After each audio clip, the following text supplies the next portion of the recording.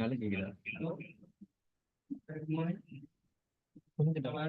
இப்படி இப்படி திருப்பி அதான் மேல நம்ம இல்ல இதுவும் இருக்கு நிறைய.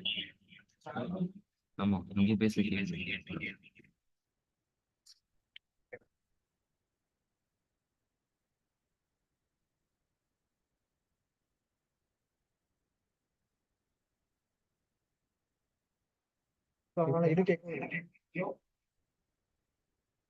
இல்ல இரு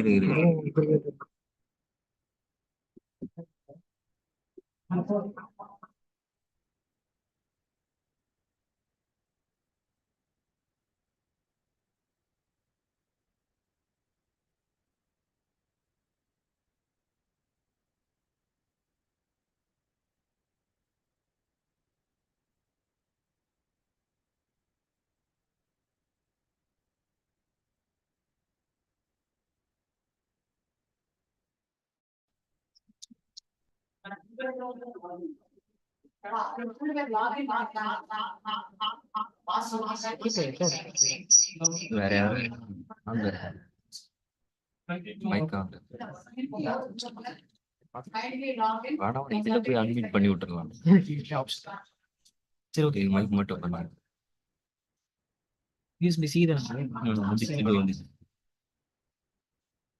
hello hello hello good morning.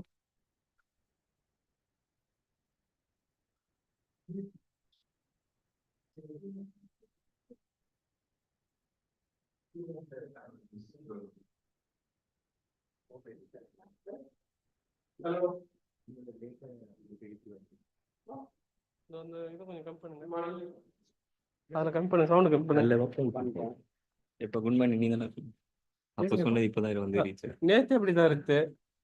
நேற்று மதியமே அப்படிதான். நெட்டு போடலாம் அப்போ ஃபோன் நெட்டெல்லாம் போட்டு எங்கேயாச்சும் கட் ஆகிடும் தல.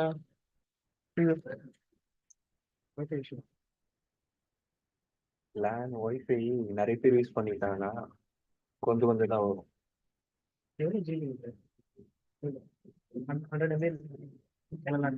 சரி அதுக்கு தான் வச்சு நம்ம பெட்டர் வச்சுக்கோங்க. அவங்க லேப்டாப் வச்சுக்கலாம். லேப்டாப் பிரச்சனை இல்லையா, நெட்டு தான். ஹலோ இப்போ பேசிட்டு வந்தீங்க கொண்டா வச்சு கேட்கும். அது மாதிரி கட் ஆகாது. டேரக்ட் கனெக்ஷன் மைக் எதுவும் இல்லையா? தலா இரு தலா. பிரச்சனை ஜெயமாலா அதுதான் இந்த இங்க லேப்டாப் ஒன்று நம்ம வச்சுதான் அதுலயே நம்ம வச்சு யூஸ் பண்ணிக்கலாம்.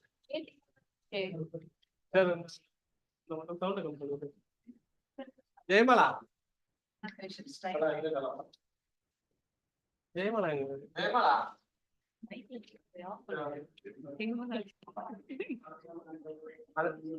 இது கொஞ்சம் ஆஃப் பண்ணுங்க.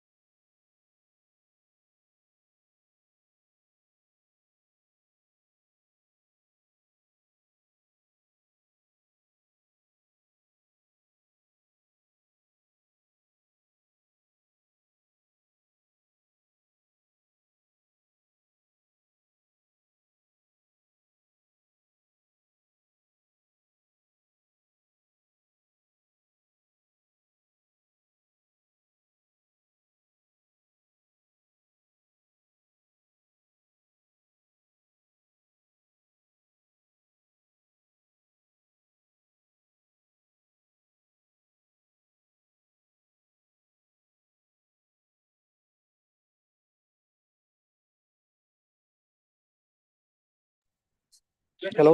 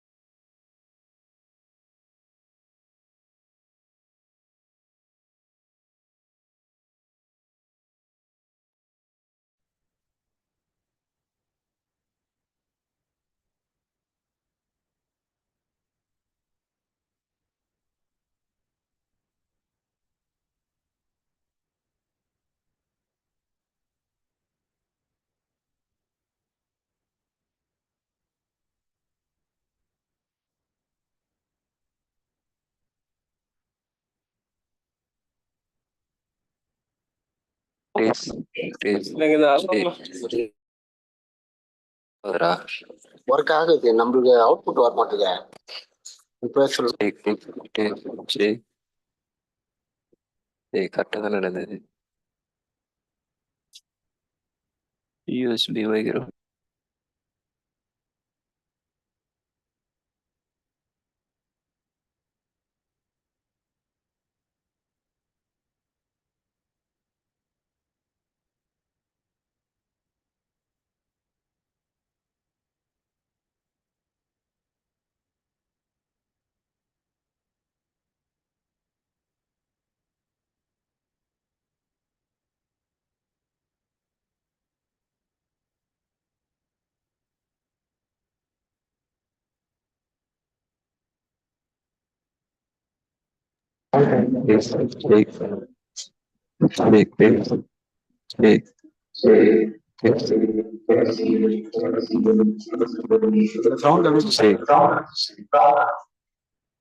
இல்லடா mic close. Shake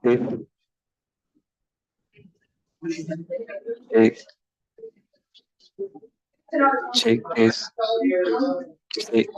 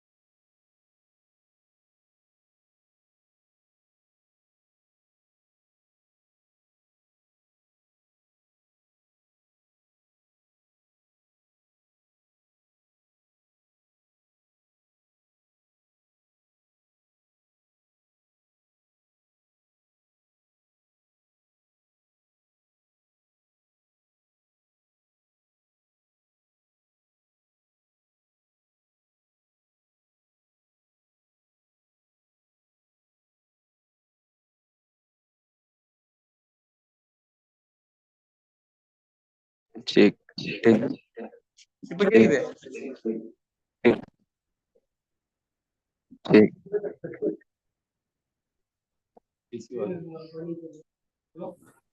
hello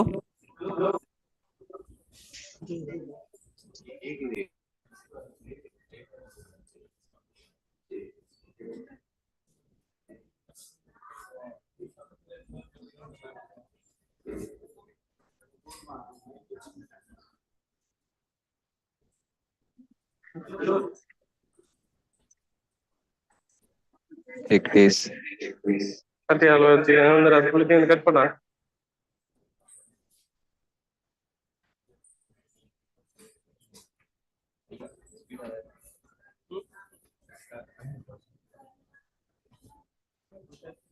morning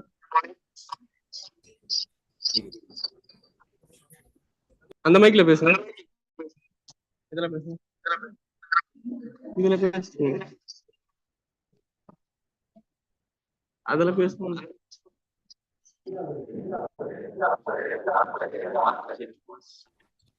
shake days. Hello, ma'am. Hello, ma'am. Hi, ma'am. Good morning, ma'am. Ma'am,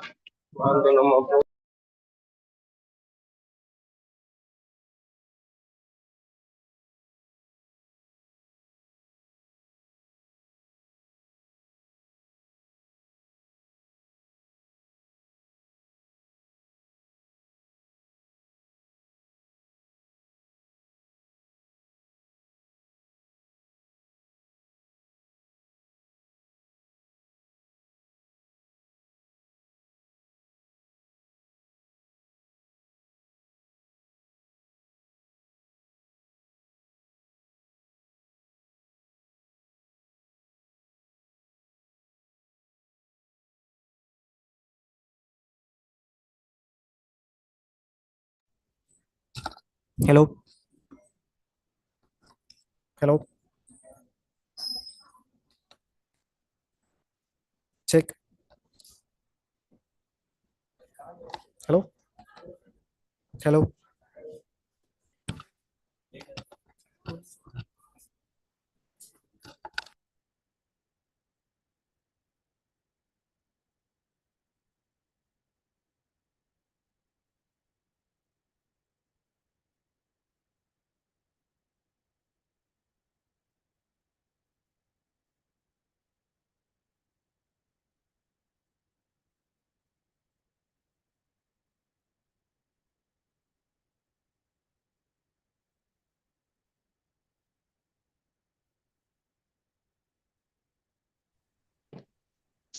Speaker.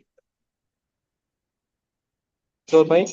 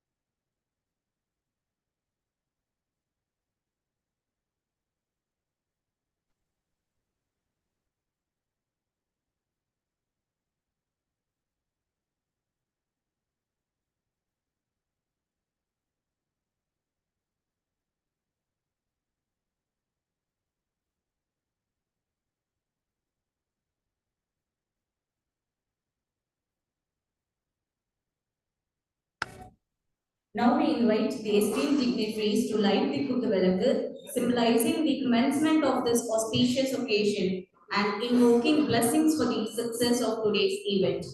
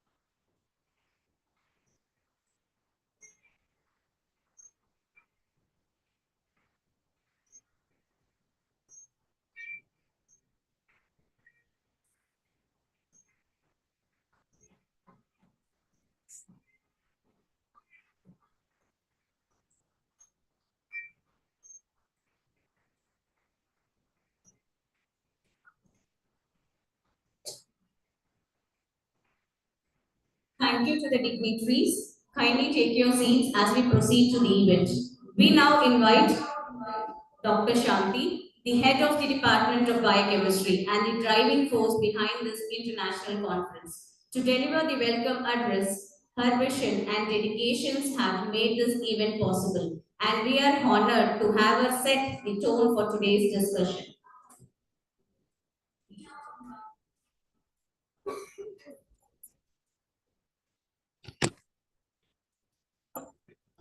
A very audible.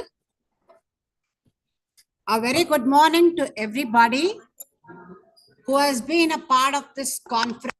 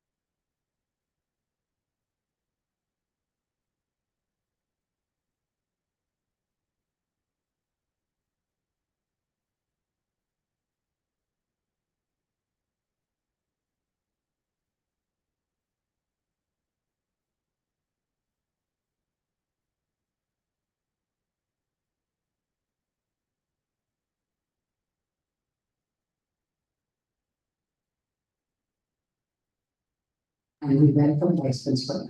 The team, researcher, Dr. Satyasegaran sir, and we are able to communicate with them. Whatever researchers are going to do that, mostly our students are taking up research oriented in diabetology because that is a very common disorder we are coming across. And sir is very welcoming and is giving us his inputs on all various research aspects. So we welcome you, sir. Great pride in welcoming you, sir.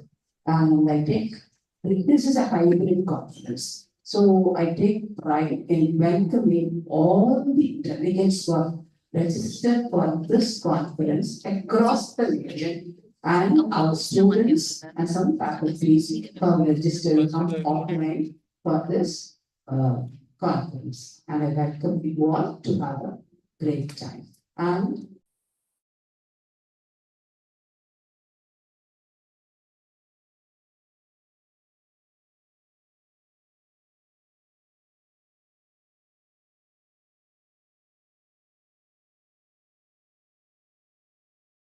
is right now in CEO in Karapakam Chettina, and that was a very good, very critically acclaimed talk. And the second workshop was on nutrition, diabetes. It was again by a physiologist, Dr. Senthil Kumar from Nanda Medical College. It was very well taken, and so many discussions were following. This was the event of yesterday. Today, we have speakers, and welcome the speakers. Actually, Dr. Chagati Sridevi from Pratima Medical College, be the first speaker. Dr. Periyandavar, professor and consultant, is recently retired from government service. And Dr. Jyotirmai from Nanda Medical College, Dr. Priti Shanai from Kerala, and Dr. Ramesh from Jigma, and Dr. Asimatullah from AIMS Madurai. Dr. Imraj, he was working with us initially, and he's from Saudi. And Dr. Surajit Senivaratne, and he's from UK. And Dr. Nandini Rangarajan, who is our colleague, and she's a physiologist, and she has done a lot of work related to metabolic medicine in Perth, Australia, and she immediately agreed. And I welcome each and every speaker who has immediately agreed to our request of being in the session. I think the time zones might differ, but still they immediately agreed, and they were too willing to cooperate, and that was a student, and I really I'm overwhelmed about that fact. I hope the conference goes on well, and I welcome all the my department, the technical staff, the housekeeping staff, and each and every staff. If I'm not missing anyone, everyone, I take great pride in welcoming all of you for this conference. Please take back and enjoy.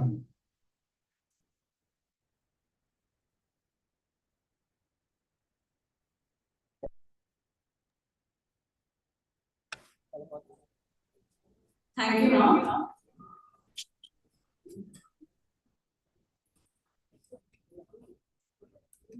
Thank you, ma'am. Now I request Dr. Satyasegaran sir, Dean Research, to felicitate the gathering.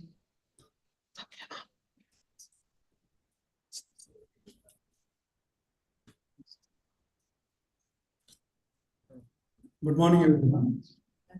Respected Vice Principal Dr. Renuka Devi, Professor in HOD Department of Biochemistry, Dr. Shanti, Professor, Department of Biochemistry, Dr.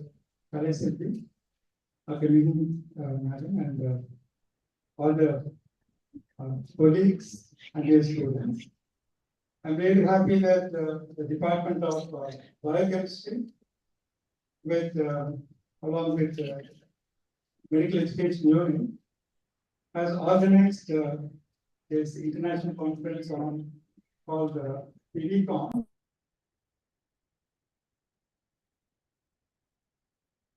It's very close today. Yesterday was the World Diabetes Day, and it is after around this time this conference being diabetes is very common. It's become very common, and both mortality and morbidity are quite high compared to any other disease. And the awareness really becoming a little more common. but still awareness has to become much more. And this one disease which is amenable to the usual, what we talk about, the preventive measures, like, primary prevention, secondary prevention, and tertiary prevention. As many of you know, primary prevention includes general health promotion, our day-to-day life, the lifestyle, the exercises we have, the diet control, and all that becomes the primary prevention for diabetes. Lifestyle, proper lifestyle, discipline and behavior. And secondary prevention includes early diagnosis and treatment. Probably this one disease where let's say you may not be able to diagnose the disease by its symptoms. By the time the symptoms start, probably some complications are starting. So screening is one of the things where screening is very essential, important.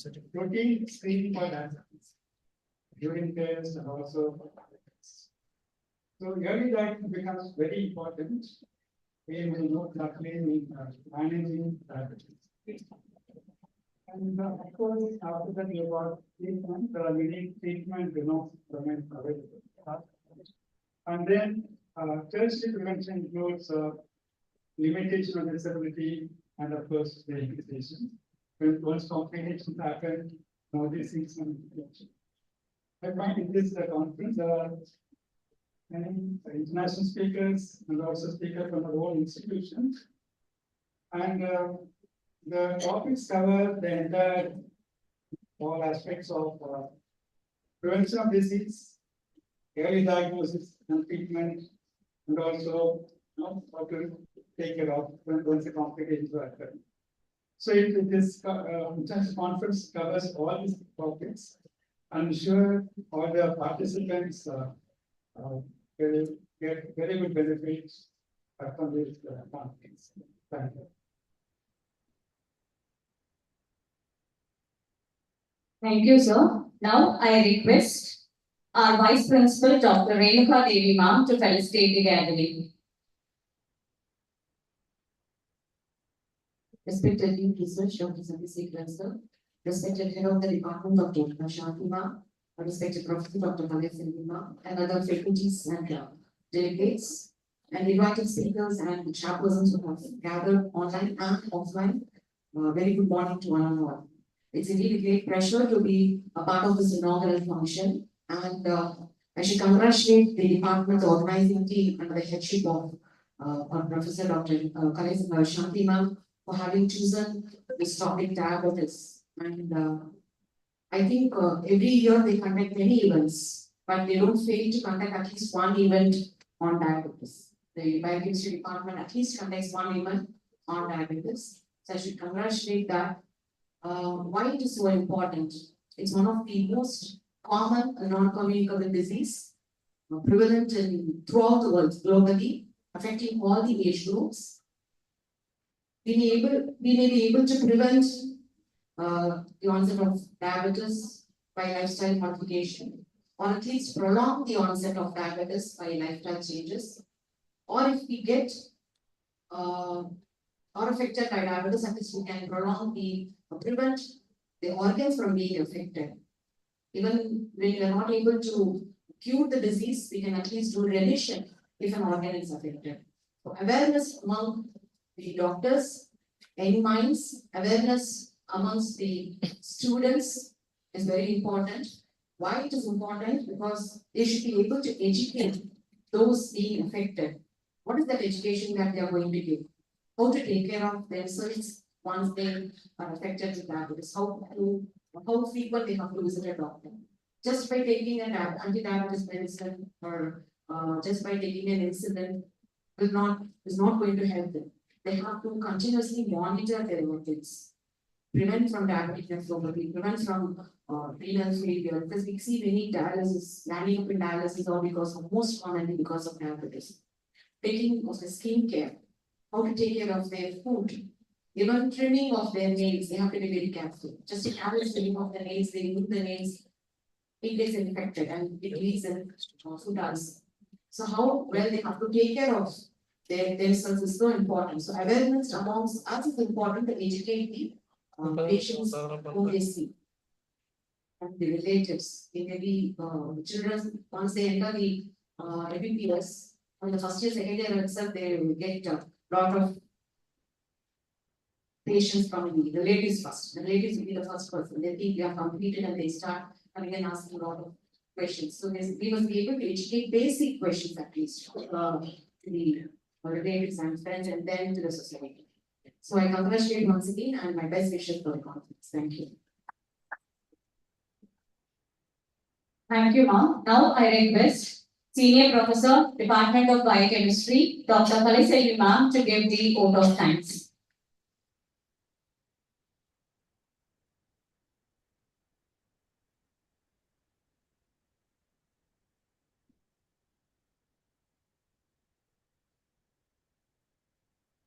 A very good morning to one and all present here. I am really honored to propose the vote of thanks on this special occasion, Bidicon and International Conference on Diabetes. First and foremost, I should thank the management for encouraging us in conducting conferences. And I'd like to acknowledge our gratitude to our beloved team, Dr. Sasikwa sir, Medical Superintendent Dr. Manohar sir, and Vice Principal, our friend Dr. Renuka Devi ma'am, for their enthusiasm, encouragement, and constant support in conducting these conferences. Now, I thank seasoned, eminent speakers from various countries and states. So first, our friend Dr. Imbarat from Saudi, the pharmacologist, and Dr. Suranjit Selvarata, microbiologist from UK. Our friend Dr. Nandini, physiology from Australia, and an active Jigman HOD, Dr. Ramesh, and young HOD, Dr. Preeti from Thrissur Medical College, Kerala, and our Asthana speaker, Dr. Jyotimayi, HOD from Mata Medical College, and Dr. Periyandavar is a renowned diabetologist, and Sridevi, our own colleague from Warangal, Andhra. So thank you all for agreeing and sharing your expertise knowledge on this day.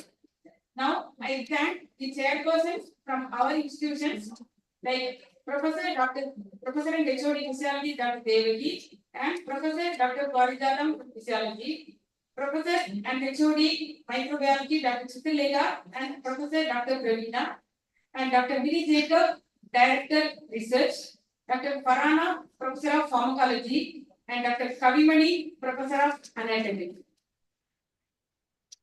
Now I thank Dr. Pradeep Silvarat, diabetologist, our own alumnus, who yesterday he pumped the knowledge about insulin into everyone's brain yesterday's workshop, and Dr. Sejil Kumar, Professor in HOD Physiology, Mata Medical College, who started what to eat, what not to eat, when to eat, how to eat, in an extensive elaborate session, the yesterday workshop, which was well appreciated by all the participants.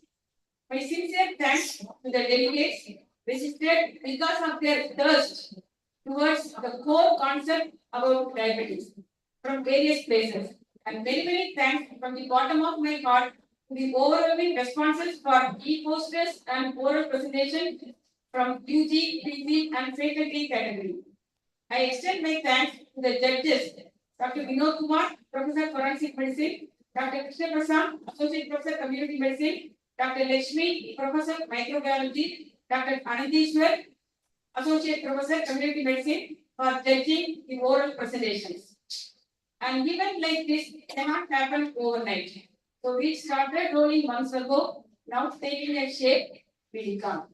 A special mention to Dr. Shanti, Professor in HOD Biochemistry, the organizing secretary of this conference.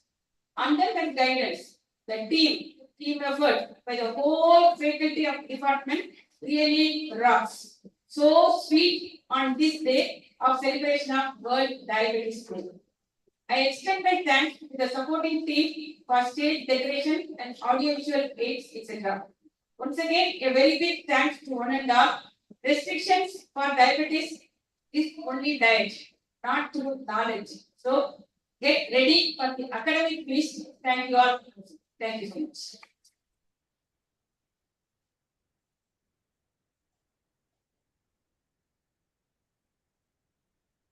Thank you, ma'am. I now request dignitaries and the participants to raise up for the national anthem.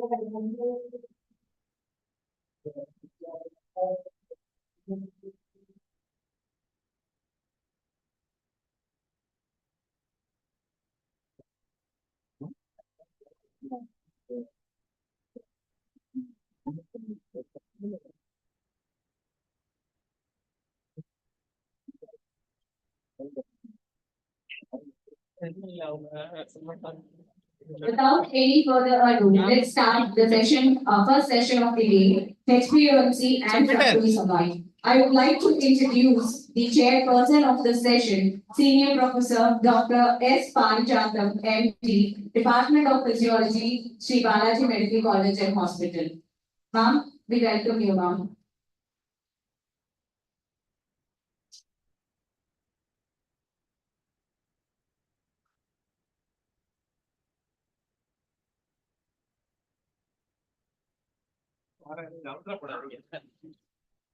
அவசரம் வேணாங்க. எது?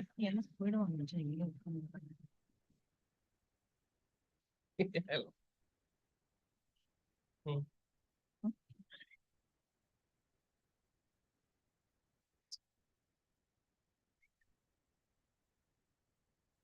Good morning, everyone.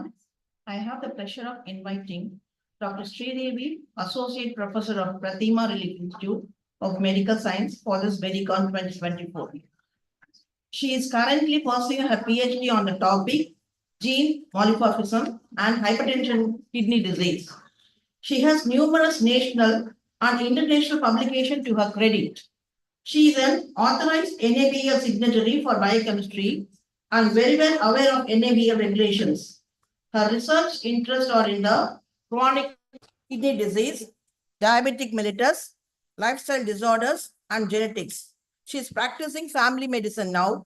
She has attended various workshops and seminars to enhance her professional acumen.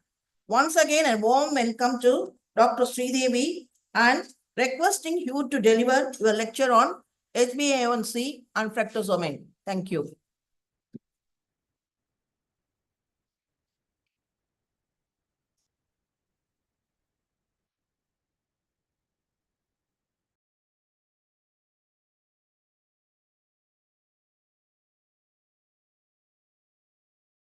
Dr. Sridevi, session is yours. Thank you, ma'am. Thank you for a good introduction. First of all, I am grateful to Dr. Shanti ma'am who has given me this opportunity to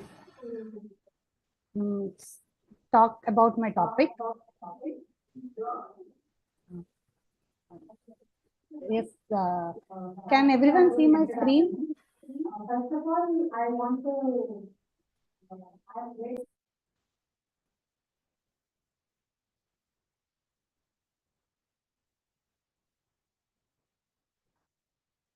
yes, am I audible? Can everyone see my screen? Yes, ma'am. Yes, ma'am.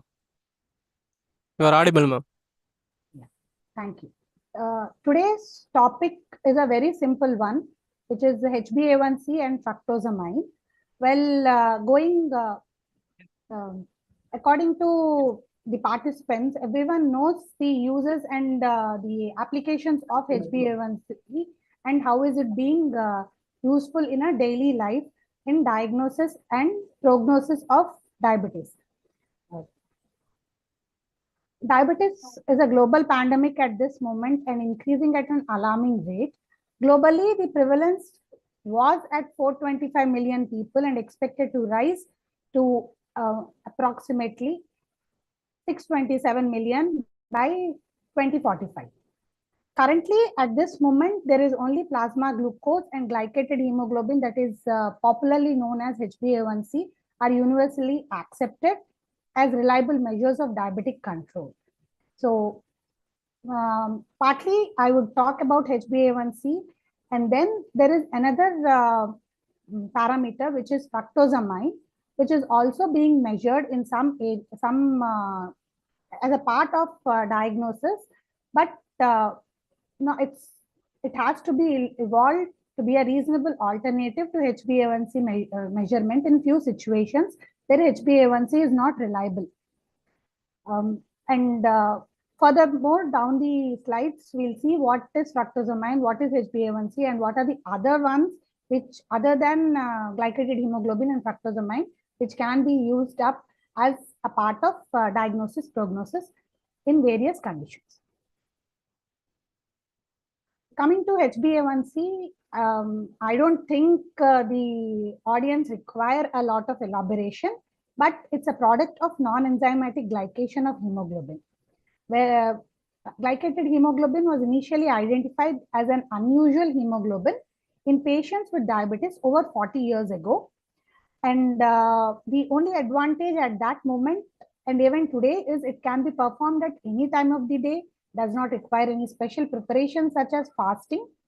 And these properties made it a preferred test for assessing the glycemic control in people with diabetes. It is being used as a diagnostic test, screening test, as well as a prognostic test about the diabetic control. Hemoglobin has a sugar residue attached, and HbA1c is a major fraction of the glycated hemoglobin. HbA1c is also called as glycosylated hemoglobin, glycohemoglobin, or glycated protein. But popularly, now it is always spoken as the glycated hemoglobin. And the glycosylated hemoglobin was a term used to describe the formation of hemoglobin compound produced when glucose reacts with the amino group of hemoglobin. It is usually the condensation of glucose with the N-terminal of valine residue of each beta chain. So as you see, there is a figure there where you can see that hemoglobin has two chains, two alpha chains and two beta chains. The valine group of the beta chain, the N-terminal of valine residue is where the glucose will come and attach itself in HbA1c. And this attachment is usually non-enzymatic, and it forms a ketoamine. Here, this you can see that there is a normal values which are given for HbA1c, where normal is around below 5.7%, and 5.7 to 6.4 is usually pre-diabetic, and a frank rise above 6.5 is usually termed as diabetic according to the ADA criteria. HbA1c also acts as an indicator of diabetic control, where you will see that above 7, it's a good, like till 7, it's a good control. Above 7 to 8, usually they require medication, or a control can be improved. And above 8 is always a treatment required. So that's how the HbA1c also acts as an indicator for diabetic control. Nathan et al. Determined that an estimated average of glucose can be calculated from the HbA1c reported value using a formula or an equation where estimated average glucose will be 28.7 into HbA1c value minus 46.7. So many of the reports, lab reports, usually quote the HbA1c value as well as the estimated average glucose, which can be calculated very easily. There are charts available online where you don't need to put the calculation, whereas you can just extrapolate from the chart where they give you various HbA1c values and various estimated average glucose values.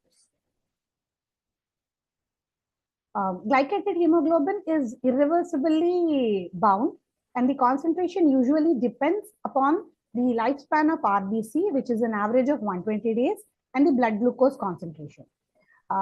If you can notice that because the average lifespan of RBC is 120 days, glycated hemoglobin is usually a measure of the average glucose value for the those 3 months.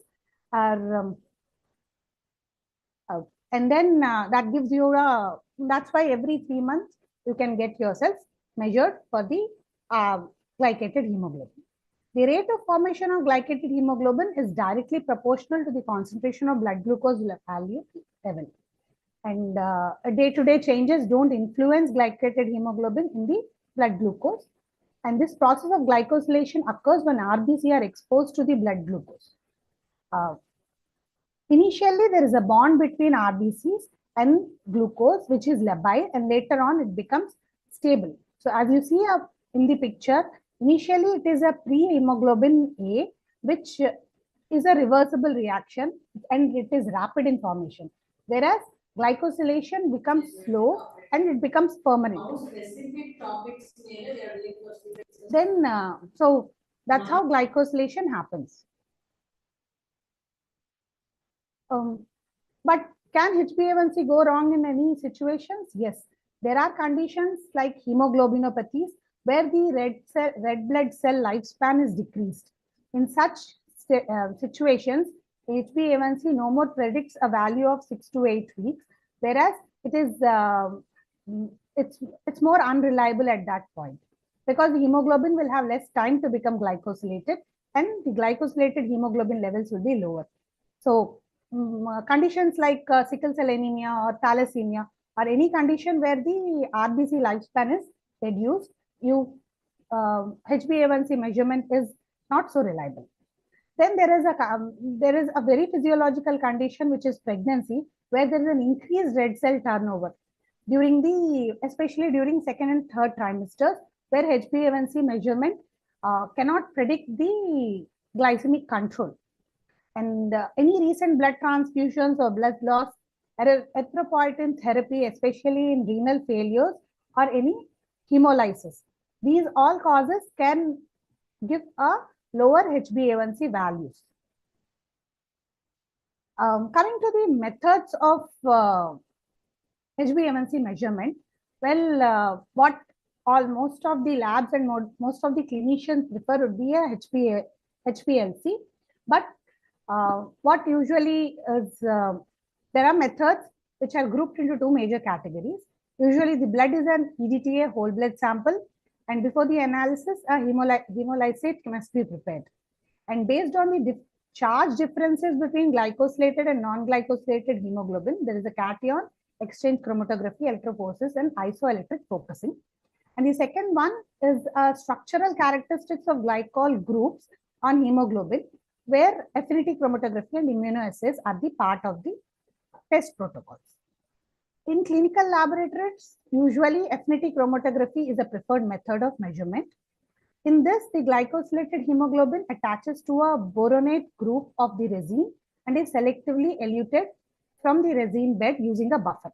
This method is not temperature dependent and is not affected by various types of hemoglobins like fetal, sickle cell, or hemoglobin C. That's why it is one of the preferred methods. Another method of measurement is the cation exchange chromatography, in which a negatively charged hemoglobin attaches to a positively charged resin bed. And this method is highly temperature dependent and affected by hemoglobinopathies. A presence of hemoglobin F usually leads a false increased levels. So in thalassemia, this is something which you have to look into. and presence of hemoglobin S and C yields a false decreased levels. So if the procedure or the method of measurement is cation exchange chromatography, yes, hemoglobin F, S and C play a very important role. There is another point of care testing instrument for HbA1c assays, which is based on the latex immunoagglutination inhibition methodology. But the International Federation of Clinical Chemistry and Laboratory Medicine has developed a common definition for HbA1c and a reference method that specifically measures the concentration of only one molecular species of glycated HbA1c, the glycated N-terminal residue of beta chain of hemoglobin. This method, using either HPLC or electrospray mass spectrometry or HPLC capillary electrophoresis, is only used to standardize A1C assays and cannot be used for clinical measurement of HbA1c. So the reliable method of affinity chromatography is something which gives out a better values for HbA1c. Now coming to fructosamine. The slide has a lot of information, but in a simple way, it's an average blood glucose for a previous 2 to 3 weeks. So each time we talk about fructosamine, there is always a comparison between fructosamine and HbA1c, which is at present the gold standard. HbA1c is usually 6 to 8 weeks of glucose control, whereas fructosamine is a very short duration and it's only 2 to 3 weeks. Also known as 1-amino 1-deoxyfructose or isoglucosamine. Though it is fructose, it is not related to fructose in any way. The term is derived from a 5-atom ring formed when serum proteins are glycated, which is reminiscent of fructose. However, other than the structural similarity, it's not related to fructose or the fructose metabolism. And it usually measures the amount of sugars or glucose in blood by measuring the glycated serum proteins. HbA1c is also a glycated serum protein where the protein is specially hemoglobin. Whereas in fructosamine, it is all the total serum proteins. There is something else called the glycated albumin, which is where albumin is the protein where the glycation happens. And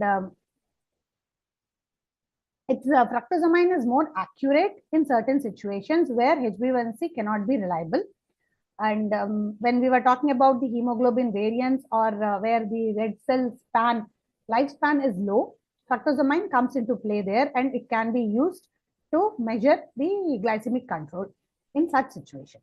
Normal range of fructosamine levels in adults is around 205 to 285 micromoles per liter. This picture is just to show a gist of what is happening. You can see that there is a glycosylamine formation which becomes fructosamine later, and you can see a glycated hemoglobin where when it is erythrocytes. Then when it is albumin, it is glycated albumin. When there is immunoglobulins, you can note that the glycated immunoglobulins are also present. And then there are some other serum proteins which can also be glycated, and glycated albumin, glycated immunoglobulins or other glycated serum proteins totally come under glycated serum proteins or otherwise known as fructosamines. But how is it formed? Little of biochemistry here. Fructosamine is a stable ketoamine formed with the reaction between the amino group of protein and the sugars, and which predominantly the protein is albumin, but can also include globulins, lipoproteins, any protein moiety, and glucose reaction can form a ketoamine, which can be fructosamine. The attachment of aldehyde group to the carbohydrate with the N-terminal amino acid of protein forms a reversible shift-base product, the aldimine intermediate. And this product may be converted back to glucose and protein or undergo the Amadori rearrangement to form a stable fructosamine. Same as HbA1c, where you are seeing that there can be a reversible reaction and then there is a slow glycation. So here also, the shift base can revert back to glucose and protein, or can undergo an amidary rearrangement to form a stable fructosamide. This process is also non-enzymatic and also referred to as a Maillard reaction. Then glycated hemoglobin usually refers to the formation of ketoamine. Glycated albumin refers to the formation of ketoamine, where the circulating protein is a major albumin, which is around 3.5 grams per dl to 5 grams per dl. So fructosamine can be a protein, any protein, whereas glycated albumin is specifically albumin. And glycated albumin is an example for fructosamine. The formation of fructosamine and glycated albumins are usually the post-translational modifications that occur to the proteins. So fructosamine can be useful in situations where HbA1c cannot be reliably measured, and instances where fructosamine can be a better monitoring structure choice than HbA1c include assessment of short-term or rapidly changing. For HbA1c to be evaluated, you have to initiate the treatment and then wait for approximately 1 month or 1.5 months, like 6 weeks, for a change to see. Whereas fructosamine, you just require 2 weeks to 3 weeks, like 14 to 20 days, where you can see a change in their glycemic control. And diabetic pregnancy. Good control essential for pregnancy during the months where there is organogenesis. And this organogenesis is a 3-month in the first trimester, where good control is required, and you can't rely on HbA1c, which will take approximately 3 months to change. So fructosamine measurements can be ordered along with the glucose levels to help monitor and accommodate the shifting glucose and insulin requirements.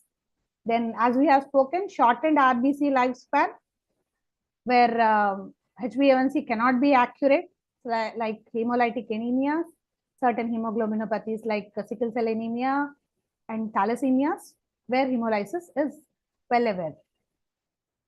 Then there are abnormal forms of hemoglobin, where you can use fructosamine as a measurement and for monitoring glucose control. There is another entity which is renal disease, where HbA1c is little dicey because they are accompanied by chronic kidney disease is accompanied by an increased cell turnover, especially RBC. And on top of it, if the treatment protocol includes erythropoietin or blood transfusion, then the measurement of HbA1c might be very unreliable. It usually underestimates the glycemic control in diabetic hemodialysis patients, whereas fructosamine is more accurately reflecting the glucose homeostasis. Since fructosamine concentrations are well-controlled diabetics may overlap with those of non-diabetics, fructosamine test is not useful as a screening test for diabetics. That's why if you see, ADA does not give you fructosamine as their criteria, but HbA1c, because it can be used as a screening test for diabetics. There are conditions where fructosamine might be unreliable also, such as abnormal plasma proteins like IgA myeloma or multiple myeloma. If there is any conditions which are related to the protein metabolism, synthesis, and excretion, such conditions, fructosamine may become unreliable. Maybe a hyperproteinemia and liver diseases, liver cirrhosis, nephrotic syndrome, which can make fructosamine measurement little unreliable. And also, fructosamine levels can be affected by the presence of substances in blood such as vitamin C and bilirubin. That's why it is advised for measurement of fructosamine, the patient should avoid taking any vitamin C supplements for at least 24 hours before having their blood drawn. Any case of jaundice, you cannot rely on fructosamine measurement. These above factors usually affect fructosamine level independent of glycemia. So blood glucose level has no factor in affecting them. Whatever may be the level, because of protein glycosylation, the fructosamine levels can vary. So taking into these considerations, as HbA1c measurements, you have to make sure that the fructosamine measurements must be interpreted with care. Coming to a point where fructosamine being a very new entity or less read entity, we'll go into the assay protocol, which is short. It usually measures the glycated protein and determines the glucose levels of past 2 to 3 weeks. But point to be remembered that the test is not affected by the food eaten during the day, very much similar to the HbA1c measurement. And so fructosamine can be measured at any time during the day. There are multiple methods using phenylhydrazine procedure, the furazine procedure, affinity chromatography, 2-thiobarbitric acid colorimetric procedure, and nitro blue tetrazolium colorimetric procedure. Now, initially, when fructosamine came, was a very new entity, there were lots of manual methods, but now there are kits available. Usually, the kit usually gives out approximately 6 to 10 tests. And the first generation fructosamine assays suffered the lack of specificity, standardization among the laboratories, and susceptibility to interference by hyperlipidemia and difficulty in calibrating the assays. But the second generation are rapid, inexpensive, highly specific, and free from interference by urates and triglycerides. Presently, now the nitro blue tetrazolium colorimetric procedure is being used, which separates glycated and non-glycated species based on the differences in chemical reactivity. There have been multiple studies which usually indicate that there's a very good correlation between serum fructosamine and HbA1c values, with a correlation coefficient R of around 0.76. And like HbA1c, fructosamine is a marker for mean glucose. Whether fructosamine measurement should be corrected for either total protein or albumin concentrations is debatable. Currently, there is no formal correction method recommended, but there are few equations or formulas being used by few of the laboratory personnel. And there are few automated instruments where there can the same day clinic visit, the fructosamine test results can be done. So how are fructosamine values interpreted? Well, for HbA1c, we have a graph, three simple values, and we can say diabetic, non-diabetic, or pre-diabetic, and a diabetic control. But what happens with fructosamine values is when the range is around 175 to 280 millimoles per liter, usually they would say that it's a non-diabetic level, whereas controlled diabetic is 210 to 421 millimoles per liter, and uncontrolled it's usually 268 to 870 millimoles per liter. If you see here, you are not talking about any level where it's a pre-diabetic. That's why it's not as helpful in the screening test. And few of the lab personnel usually use albumin concentration to do a small correction, where fructosamine is the numerator and grams of albumin. So the serum albumin level can be used, and usually the normal values come to around 4.7 to 6.5 millimoles per gram of albumin. Presently, the trend of fructosamine levels over a time may have a greater importance than the absolute level. So you can use this correction method to know the trend of fructosamine levels. So there are few advantages of fructosamine. The first one is the low cost and convenience of fructosamine assay, which may make it a useful alternative for HbA1c in developing countries. And fructosamine test may include considerations based on race and ethnicity, because HbA1c, it's like it has been many of the studies have shown that HbA1c has a higher level. HbA1c gives out a higher level in Black, Asian, and Hispanic populations when compared to tests in white people, even though their blood sugar levels are same. Because of that varied race, usually the European countries and American countries give out such a studies. And HbA1c has raised a concern over the potential misdiagnosis, meaning that additional tests like fructosamine may help. Small note for interested individuals, there is a conversion factor where you can find out the HbA1c value using a formula of 0.017 into fructosamine levels, which is usually in millimoles per liter, plus 1.61. This is because of the correlation factor, which we have, coefficient we have seen in a previous slide. But there are no outcome data to show that the consequences on the development of diabetic complications for any particular level of fructosamine. Such data is not available. And in contrast, HbA1c has a firm data where lots and lots of studies have been done predicting the increased risk of certain diabetic complications with a raised level of HbA1c. Fructosamine and glycated albumin may be used in pregnancy to detect short-term changes, may correlate better with the post-load glucose levels compared to the fasting values, and be helpful in patients for whom postprandial hyperglycemia is suspected. A small note outside the topic would be there are other miscellaneous ways of measuring the glucose control. First one is the glycated albumin. We have been seeing that word repeatedly. Glycated albumin is again a ketamine which is formed via non-enzymatic glycation, reflects the mean glucose over the period of 2 to 3 weeks, which is just beyond the half-life of albumin and other serum proteins.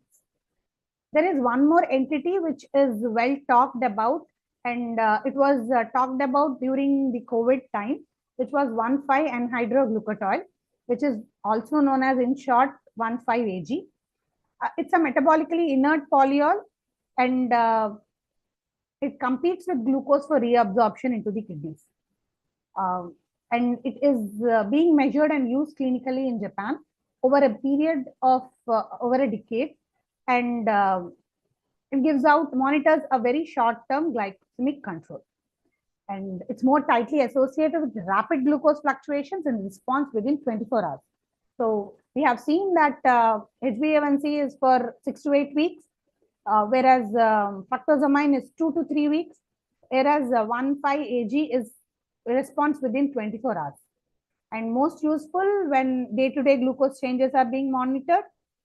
And 1,5-AG probably superior to HbA1c or fructosamine in detecting near normal glycemia and glycemic excursions.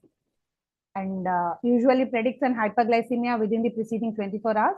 And it's not affected by hypoglycemia and better differentiates patients with extensive glycemic excursions who have similar HbA1c values over a period of time.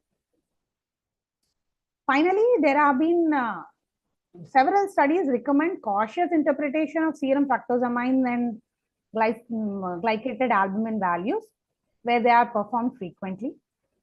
And as for HbA1c, there is a long-term, almost 6 to 8 weeks, where it changes, and patient's compliance for that change has to be like the patient has to be a proper patient with lots of patients to see the change. Whereas for fructosamine and glycated albumin levels, they can be improved during the period of a week or two prior to the clinical visit by a proper compliance with their drugs. Then the clinical usefulness of intermediate term measures of glycemia, such as fructosamine, glycated albumin, remains debatable and may be applied in specific subsets of diabetic patients, those with iron deficiency anemias, pregnancy, chronic liver disease, chronic kidney disease, and a variant hemoglobin. What many of the clinicians believe, and many of the studies say, that alternative markers of glycemia can be used along with HbA1c in practice.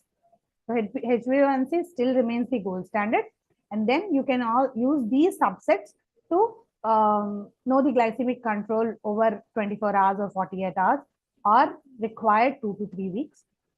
And as it says, developing countries requires fructosamine assay can be of convenience.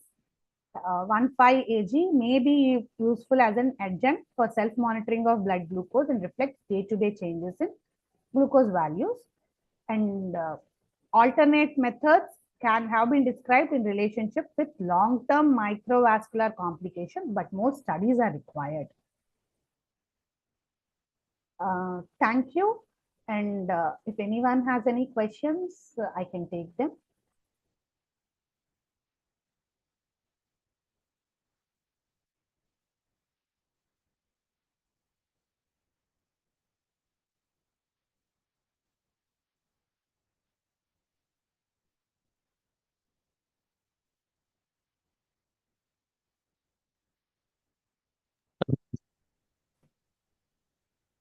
Yeah, thank you so much, ma'am.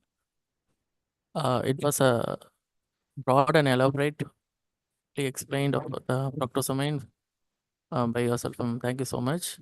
And there is a question from myself, ma'am. Yeah, please. So you're going to you just explain about the fructosamine and HbA1c, right? Right. So what was the cost effective of fructosamine, ma'am, when in clinical practices? Clinical practice, as far as India is concerned, you can get the test done for approximately 300 to 400 per test, and that's for the patient. So with kit and everything, yeah, it comes at a lower cost for the lab. For the patient, it comes approximately at 450, 300 to 450. I have last checked. Higher premier cities may charge more, but yeah, you can get it done for 450 for a patient, including all the charges. Okay. Okay. Any audience? Thank you so much, ma'am. Thank you so much.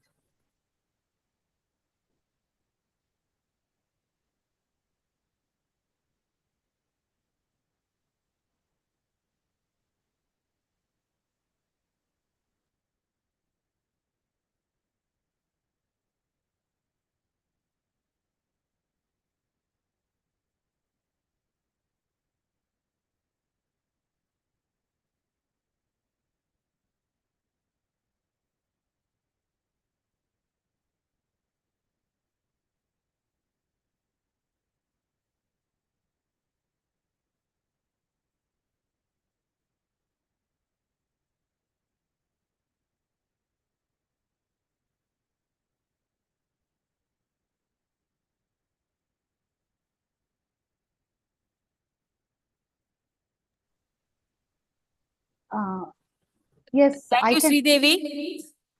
Ma'am, Dr. there are. Sylvie. Yes, ma'am.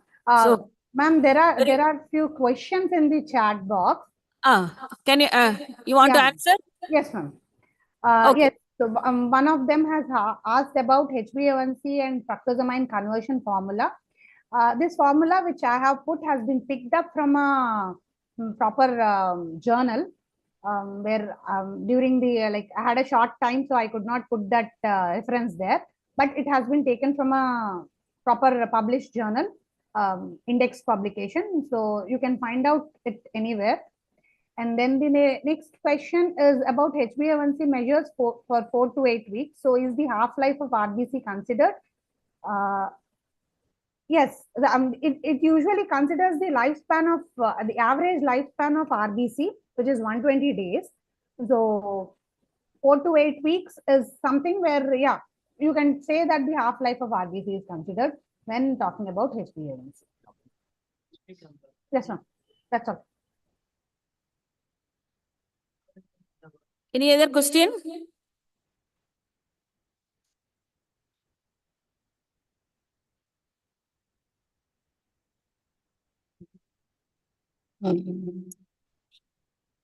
Okay.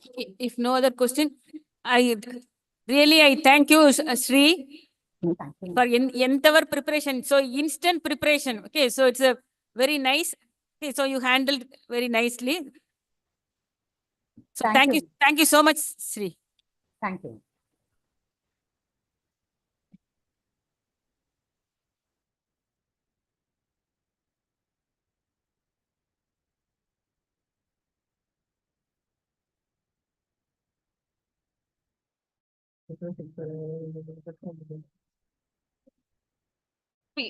Before we begin with the next session, we'll have a short preview of all the e-posters which were submitted to this conference.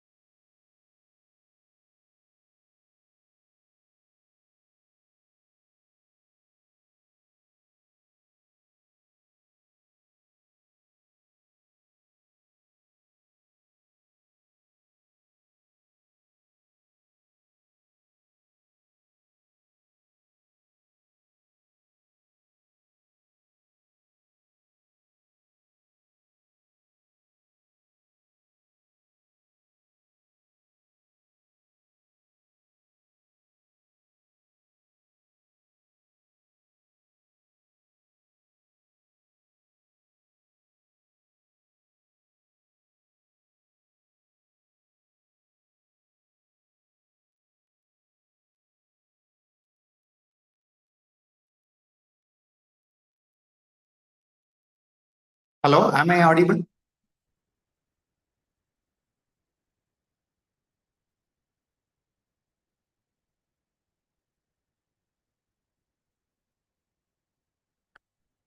Am I audible?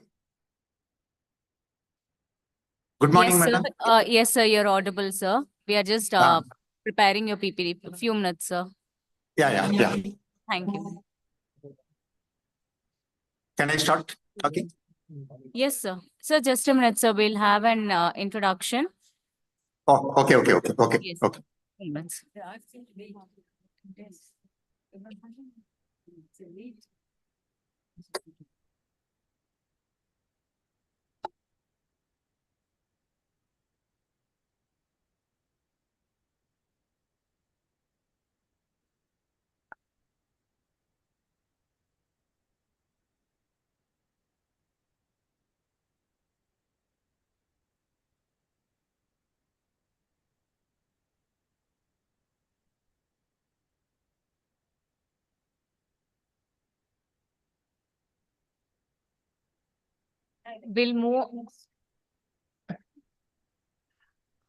We will move on to the second session of the day, glycemic variability.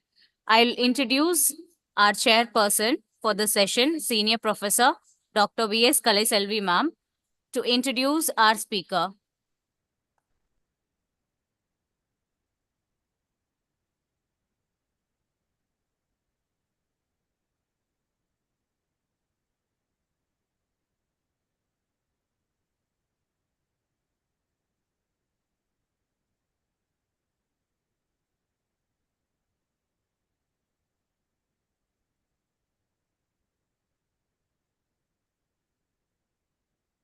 So good morning. Really, I am extremely happy to introduce the renowned speaker, Dr. Periyandavar. He is graduated from Madurai Medical College in 1988 and finished Dip Diabetology in Madras Medical College in 1991. And he did post-graduation in MD Biochemistry in Madras Medical College in 2001. He is the apt person to deal with diabetes with a dual degree in diabetes as well as biochemistry. He is an eminent diabetologist with 34 years of experience, rendering services in Madras Medical College and retired from government service and now working as a consultant diabetologist in most of the hospitals in Chennai. 34 years of experience in diabetes makes him so sweet. Yes, a nice, soft-spoken, good human being. With a varied experience, he is going to address the gathering glycemic variability. I welcome you, sir. Now the stage is yours. Thank Over you to very you, much, sir. madam. Yeah, thank you very much, madam, for your nice words. After a long time, we are meeting through Zoom. And madam, it's very happy to share some of my views about glycemic variability, which is the hot topic today in the management of diabetes mellitus. And not management, it's the monitoring of diabetes. We all know monitoring is very important. I thank Shanti madam for giving me this opportunity and the scientific committee. So including Kalaiselvi madam, Shanti madam, everyone. And I have high records for Shanti madam also. Because of some technical difficulties, I cannot upload. My slides are not opening. So I have previously I have prepared slides. I have sent. Madam, can you upload it from your side, madam? My slides. Yes, sir.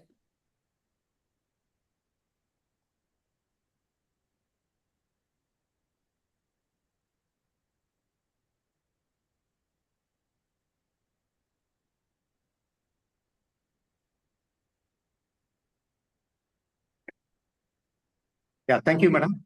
Make it as a full screen.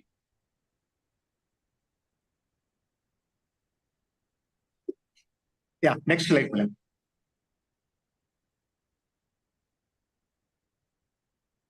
Can you go to the next slide, madam?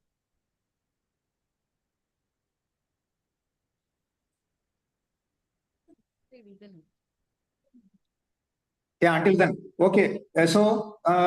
In some 3 decades back, when we were UG students, we had we have managed diabetes only through just clinical symptoms. All the laboratory services were very, very primitive. Okay. For diabetes control and monitoring, we had to rely on urine sugar in those days. So in the laboratories, they had a very cumbersome procedure. I think you also appreciate, some of your seniors would have appreciated that orthotoluidine method, that glucose estimation, and Folin view method, and the results were not standardized properly, and we depended on fully on your urine glucose. So based on urine glucose, we have given based if it is 1 plus 5 units or 10 units, 2 plus 10 units or 20 units, and 3 plus 30 units or 40 units, like that urine sugar based insulin we have been giving.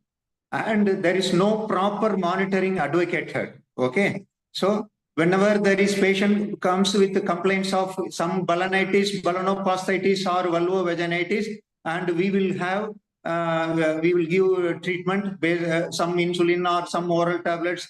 So there was no logic behind that treatment. So symptomatically we will correct. Only thing we treat aggressively in those days, our UG days, our CRRI days, was diabetic ketoacidosis, which come in type 1 diabetes people. Type 1 diabetes people, when they come for all the Davidson, Harrison, all the textbook of medicine, beautifully they have given us in those days guidelines for DKA management, like fluid management, insulin management, bicarbonate management, potassium management, like that. We were very thorough during our AG days and our special trainee days. You know, when I worked in the medicine department, type 1 diabetes we aggressively treated, nicely treated well. But coming to type 2 diabetes matter, there was no target in those days, our UG days. When I came to Madras Medical College Institute of Diabetology in the year 19, I joined in 1989. At the time only, our professors, out of their experience, they had some target. Fasting sugar up to 125, 30 is good pa. Postprandial 180, 200 good pa. Okay, like that our Professor Sheshaya and our Professor Sanji P. Moses, they used to stress upon this, some target. But in those years, American Diabetes Association, they don't have target for postprandial. They were having only fasting target. Okay. And our people, our Professor Dr. Sheshaya, our thing, they highlighted about these targets of target fasting postprandial should be done, because the basic defect in type 2 diabetes is defect in the first phase insulin release. You all appreciate. So whenever we take food, so first phase insulin release, that is a stored insulin from the granules, it will be released, okay, through exocytosis or amyocytosis. So when that is defective, first abnormality will be postprandial hyperglycemia. When there is postprandial hyperglycemia, if you don't treat properly, then you patient may get complication, and we are seeing patients with complication when postprandial control is there. Then after 1996 only, American Diabetes Association and other Western bodies, they agreed to include the postprandial control in also to be included in the diabetes management. Okay, only after the publication of UKPDS and DCCT clinical trials, I think most of you would have aware, because these two clinical trials were the prospective clinical trials. Okay, the patients were recruited in the year 1987. 15 years they have been followed up. Okay, and the follow-up results have been published in the year 1999 and 2000. And the DCCT trial was done in type 1 diabetic patient, and UKPDS diabetes was done in type 2 diabetic patient. These two clinical studies clinically proved beyond doubt, and all the parameters statistically they showed those patients who were on good diabetes control, the means HbA1c good control around less than 7 or around 7, and fasting within the target, postprandial within the target, the complication rate is very, very less. And both the studies, they have highlighted about every 1% reduction in HbA1c reduces diabetes complication by various complications. That is macrovascular complication, coronary artery disease complication by 35%, and microvascular complication by 27%, and reduces amputation risk by 14%, and reduces retinopathy risk by like that. This is a Paka. After that only, the importance of good glycemic control has come down. Previous slide, previous. Go to the second slide. First, I am still in the first introduction slide. Slide one. Okay, so I want to emphasize upon the good this history that newer generation, newer PGs, they should be next slide. Yeah, I should previous one. One slide before. Yeah. Just stand with this. Okay. So this good glycemic control was there. Okay. And it has been proved beyond doubt in various clinical studies. And this postprandial hyperglycemia alone can produce various complications like microvascular complication, which I will come across later. And fasting hyperglycemia has been attributed to the development of macrovascular complication and postprandial complication, hyperglycemia, microvascular complication. And even in pre-diabetes patients, they had a large incidence of macrovascular complication. Okay, the importance of HbA1c was highlighted after this DCCT and the UKPDS clinical trial. And you all know, I will tell you about the HbA1c pitfalls little later. And these three parameters should be under control. So fasting plasma glucose and postprandial plasma glucose and HbA1c, that triad, okay, and the glycemic variability. So nowadays, across all the guidelines, whether you take American Association of Clinical Endocrinology guideline, whether you take ADA guideline, the new glycemic target, what they talk about is time in range. Okay. So then next slide, please.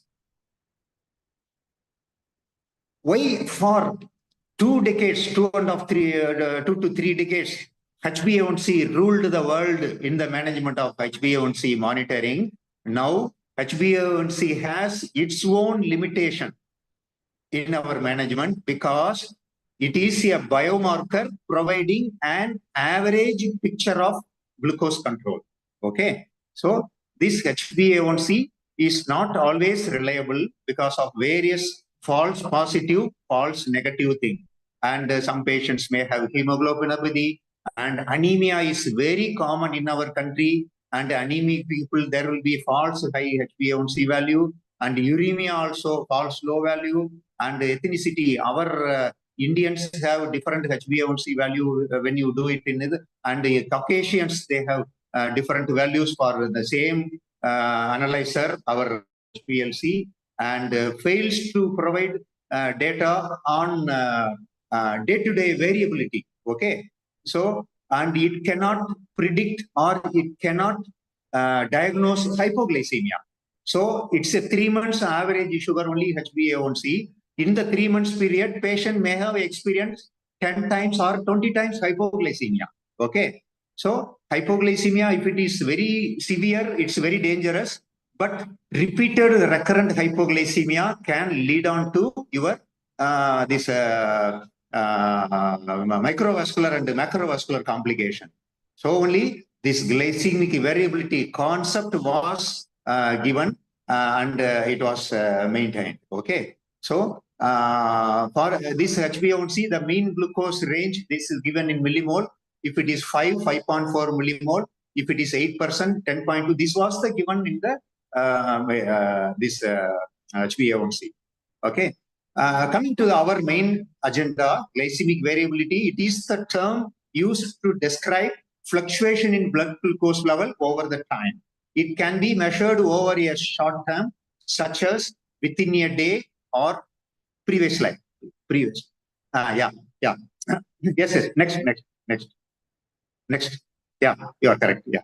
It can be measured over a short term, such as within a day or between days, or over a long term, such as over weeks or months. Glycemic variability refers to swings in blood glucose levels. It means the oscillations that occur throughout the day, including episodes of hypoglycemia and postprandial hyperglycemia. Okay. The glycemic variability has emerged as an important tool in the evaluation of glycemic control, which may be a better predictor of complication than average glucose by SMBG, that is self-monitoring of blood glucose and HbA1c values. And glycemic variability metrics have been associated with microvascular complication as well as increased risk of adverse cardiovascular outcomes in patients with diabetes. As I told you earlier, this hyperglycemia and hypoglycemia, the swings, both has been implicated in the complication. Okay.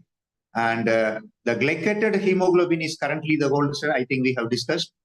Daily fluctuations in blood glucose are associated with endothelial dysfunction, inflammation, and oxidative stress.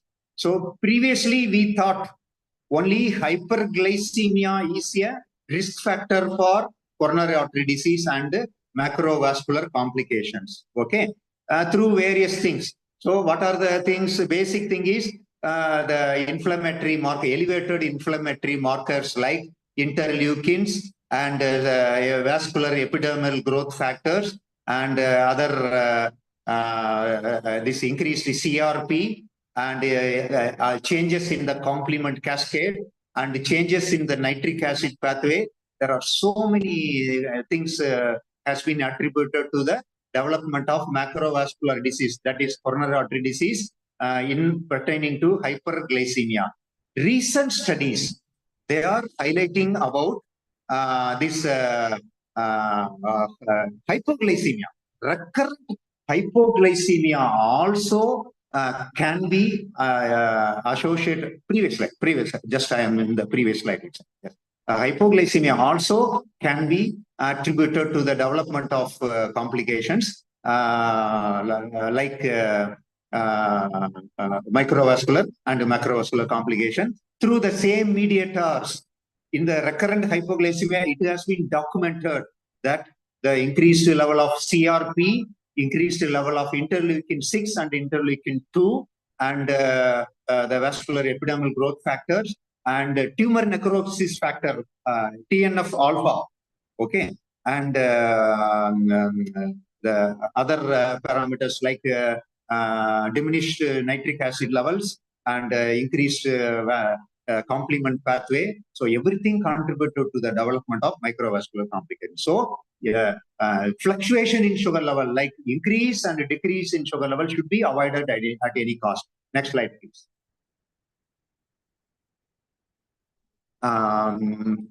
So the higher number of glucose values throughout the day and night help clinicians and individuals with diabetes to overcome limitations of SMBG. And the main continuous glucose monitoring metrics. So continuous glucose monitoring, I think that slide is missing. CGMS, you all know, one small patch they will put in the arm and it will record every 15 minutes. It will sense the glucose and it will be stored in the data.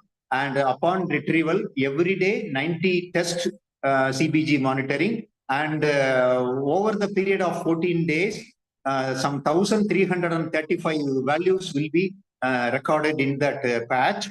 And it will be put in the software and it will give the time in range, mean, medium, and that value. Okay.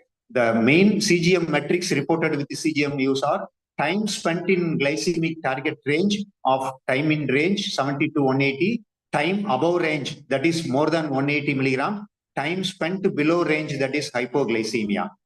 Suppose the same thing, even we are doing before this CGMS, we used to monitor tight monitoring of glucose with the 7-point profile. I think most of you will agree with me. You must have done in your patients, or you must have seen the clinical records. 7-point CGMS, that is before breakfast, after breakfast, before lunch, after lunch, before dinner, after dinner, and early morning 4 o'clock.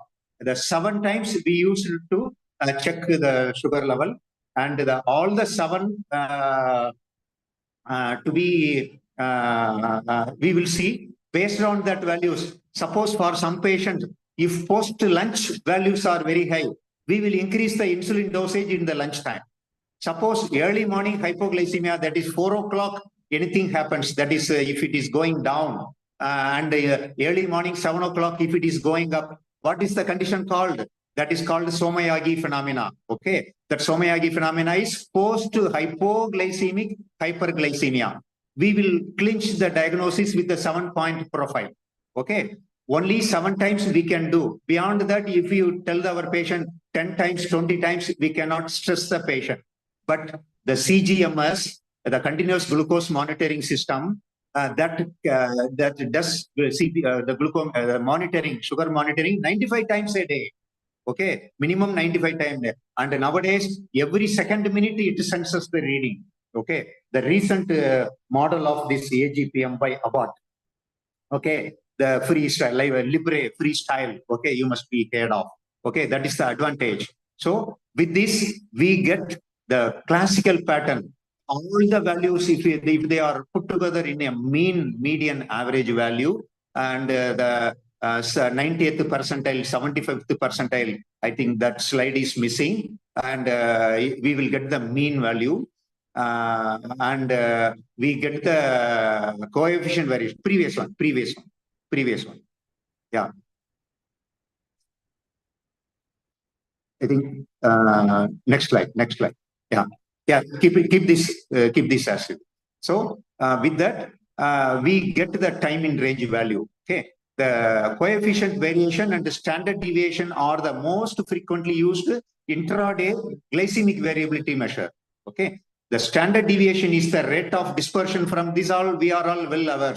Okay, is the rate of dispersion from average glycemia, and glycemic variability is the CV. The coefficient variation is the SD divided by the mean glucose. Okay, when averaging each daily SD or CV, the mean of within day daily GV over the standard time period can be estimated. And next slide, please. Next slide. Mean of daily previous one. Yeah. Mean of daily differences, that mod. Yeah, metric for estimating the inter-day GV is calculated as the absolute difference between two glucose values measured at the same time within their 24-hour interval.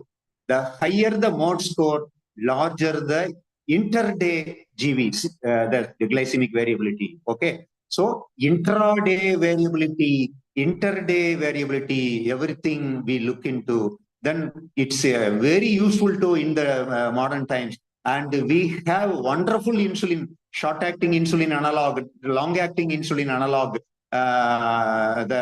So we are modifying the dosage. So next slide, please.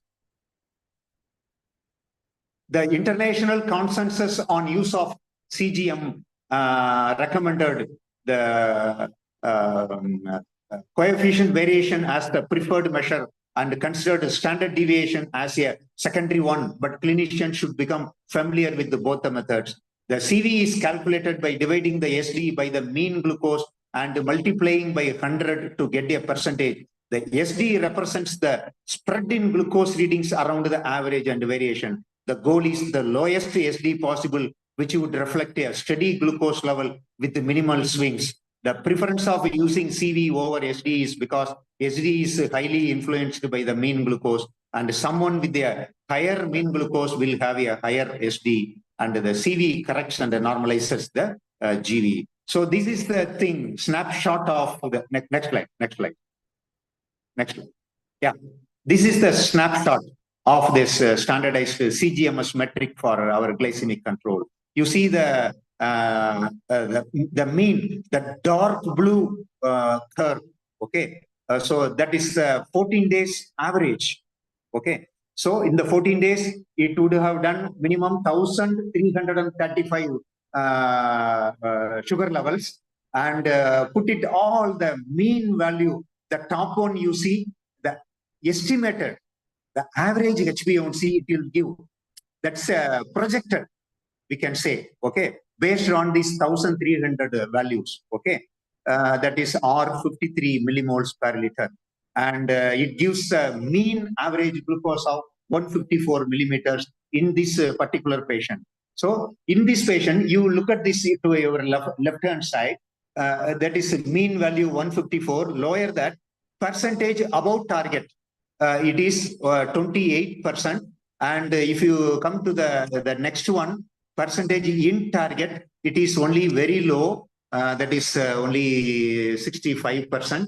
And below target, that is hypoglycemia range is 7%.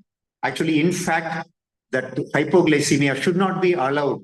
So based on this one, the mean one, the upper one, the 90th percentile, 70th. So there will be two different shades. I think it's not so clear. Next slide, please.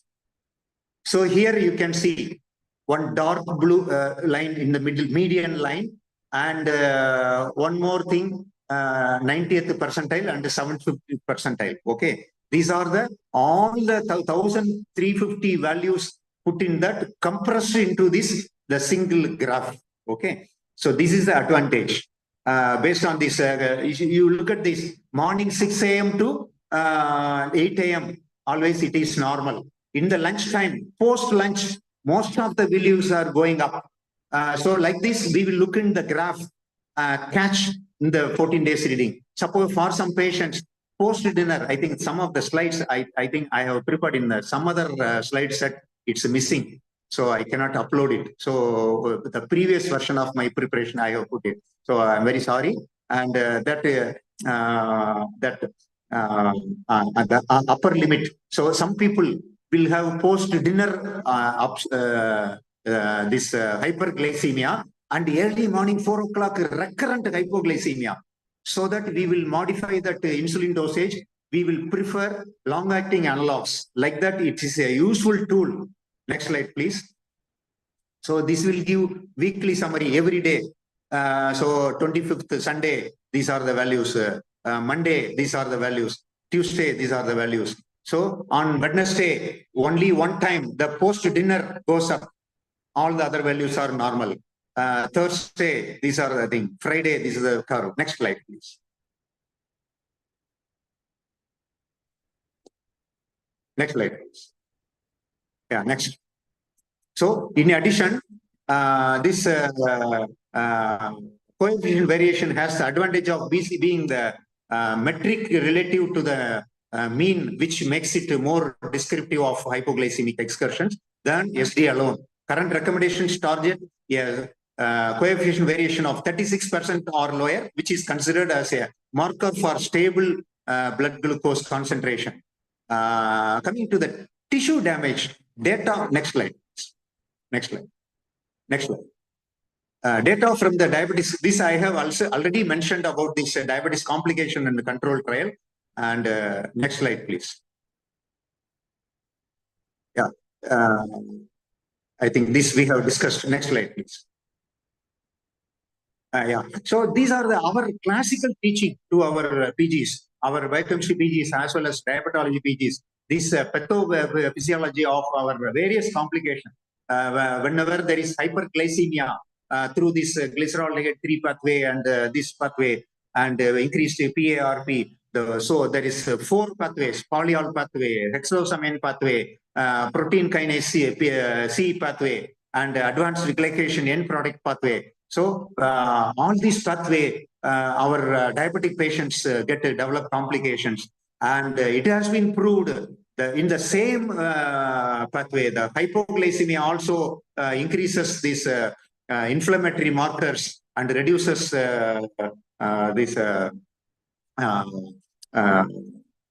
nitric oxide and at all. So if you minimize that variation, glycemic variability, that is, if you want to cut off the peak, and reduce the incidence of hypoglycemia, definitely our patients, diabetic patients, live longer without this diabetes complication. That's what's this glycemic variability. And next slide, please.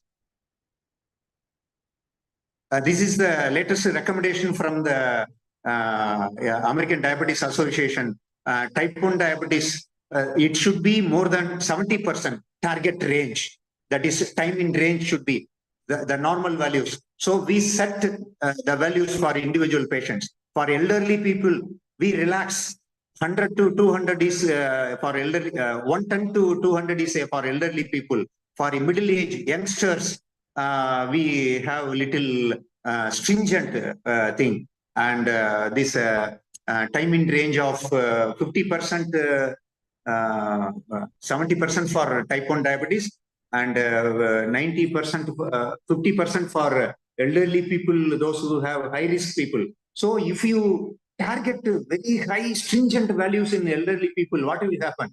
They will go for repeated hypoglycemia. And the pregnancy, so highest, so 70% target should be there. And GDM and type 2 diabetes patient, and the target range should be 65 to, it should be more. So the latest guideline, American Association of Clinical Endocrinologists, they say target time in range should be more than 80%. Next slide, please.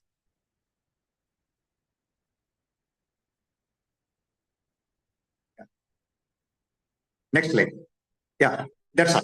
Okay, so I think we have a glimpse of this glycemic variability, the importance of avoiding hyperglycemia and hypoglycemia, and based on these kinetics, the scenario, the management pattern has changed drastically and dramatically. Okay, and based on these analogs, insulin analogs, suppose post-dinner hyperglycemia is there, we increased the short-acting analog in the night time. Okay, if there is hypoglycemia is we see in the early morning, we change from the intermediate-acting insulin to the long-acting insulin. Suppose, for example, some patients, they have hypoglycemia even with the long-acting insulin, Glargine. For them, we switch over to ultra-long-acting insulin like Degludec. Okay, so these are the advantages of this CV. So I hope you have the glimpse of this this glycemic variability, our time-old measurement of with glucose monitoring using these glucometers, and this HbA1c. Now HbA1c is slowly outdated after this CGMS data is coming. Nowadays, this CGMS data is transformed to insulin pump, and fully automatic insulin pump has come to the market. So our patients are enjoying the benefits of fully automated insulin pump. So with this, I conclude my talk. Over for the discussion. I think I have taken a little extra time.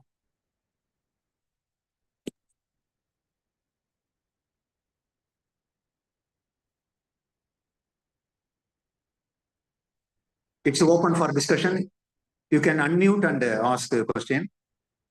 I think, I'm sorry, I think this is a previous version. So I had a little more good slides with the case history. So it's missing. I cannot upload.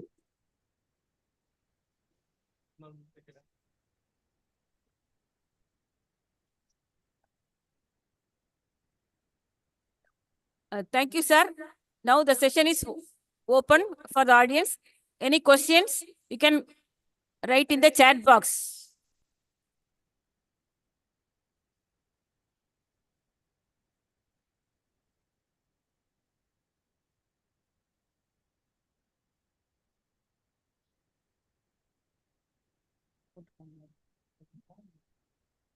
One question, time TBR significance, time below range. Sir, that is a very thing, it's a very useful.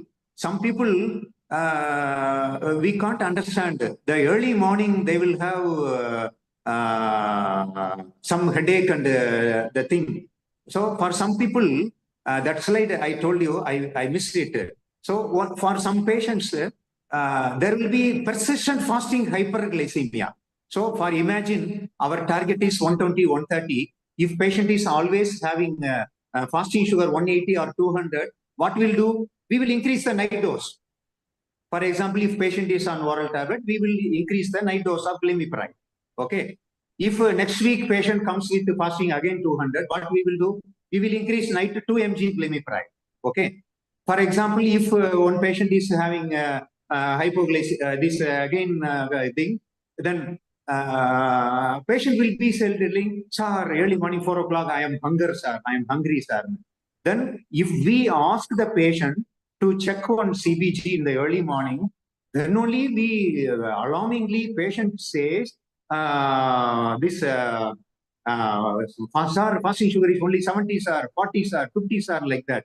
Then if we reduce the night dose and if we give some night 10 p.m. something, some high fiber diet and the switching over from intermediate acting insulin to long acting insulin, we overcome the issue and without that early morning hypoglycemia, and so we are avoiding that. One more importance of time below range is that recurrent hypoglycemia I mentioned, that is it predisposes to long-term vascular complication like microvascular as well as macrovascular complication.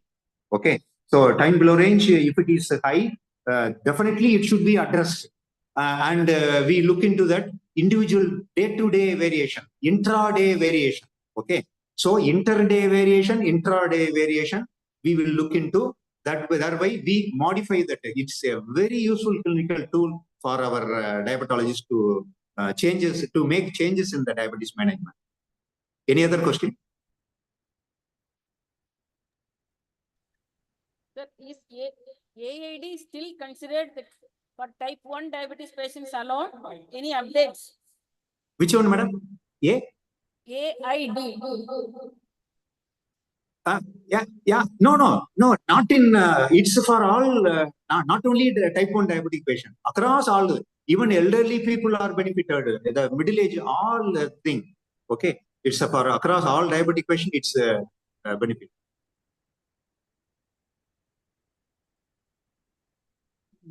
No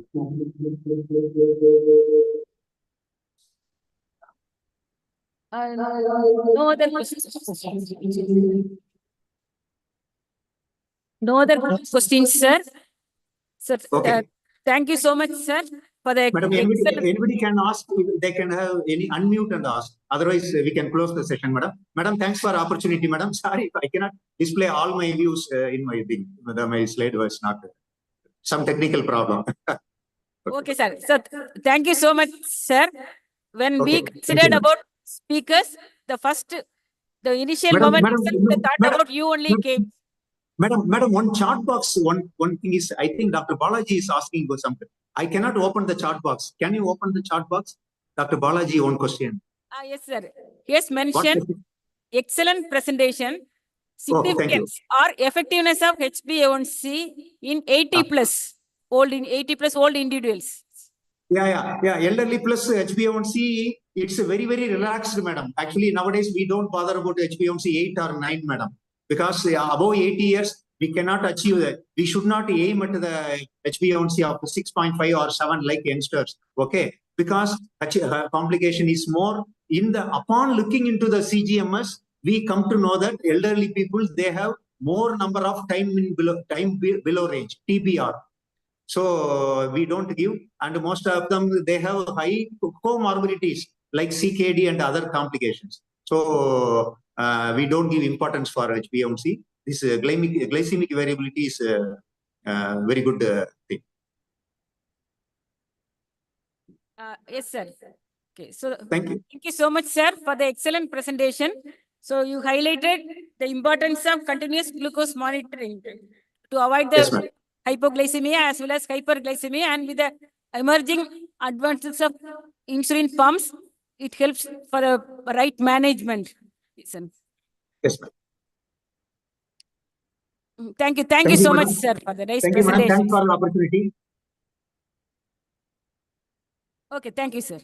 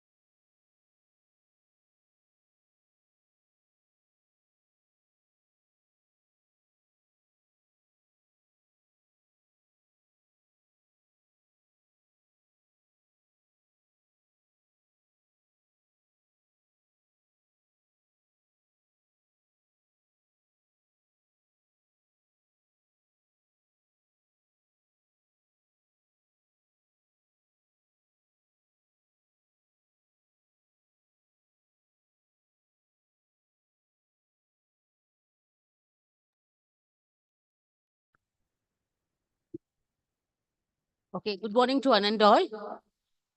I'm happy to introduce the next speaker of the session, Dr. Jodhir Mai. At present, she's working as a professor and HOD of biochemistry in Mada Medical College. And previously, she was working as assistant professor and associate professor in SRM Medical College. She has graduated from Andhra. And she has got many publications to accredit in both index and non-index journals. And she has presented a lot of research papers in different conferences like national and international conferences. So with this, I request the madam to deliver a lecture on gut microbiomes and gut hormones in diabetes. Welcome, madam. Over to you, madam.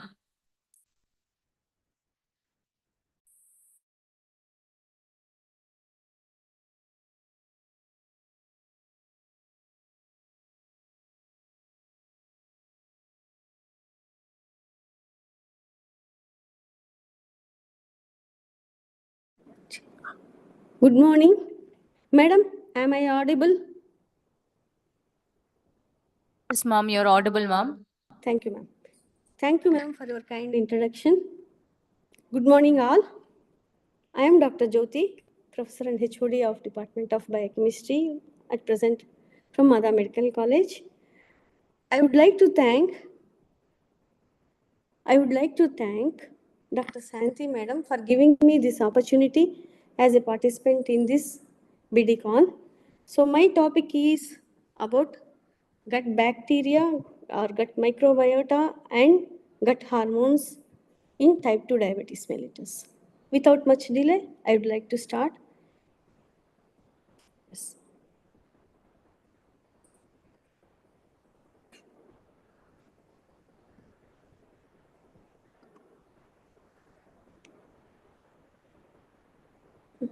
Allow to share screen. Okay.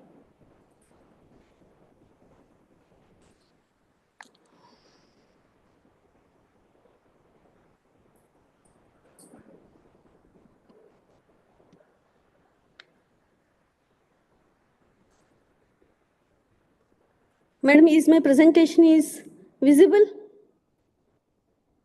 Hello? Slides are not visible, ma'am.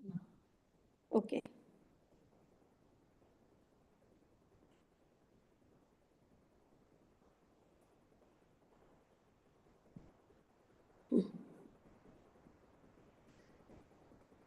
Madam, is it visible? Can you see my slides? Yes, madam. Thank you. Shall I start? Yes, madam, start. Yeah. So my topic is about gut microbiota and gut hormones in type 2 diabetes mellitus. As we all know, so 2000 years ago, the great Hippocrates stated that all diseases begins in the gut. So each and every disease has got its root from the gut. We all know that so many microorganisms or bacteria are present in the gut, in our gastrointestinal tract, and we know much of the bacteria are good bacteria, and we usually prescribe some of the one or two bacteria, the good bacteria, routinely for, say, for example, for gastroenteritis, we used to prescribe the lactobacilli or the bifidobacteria. Apart from that, there are thousands of species that are present, which are good bacteria, which are doing so many major functions or physiological functions in, and they'll be doing silently without any,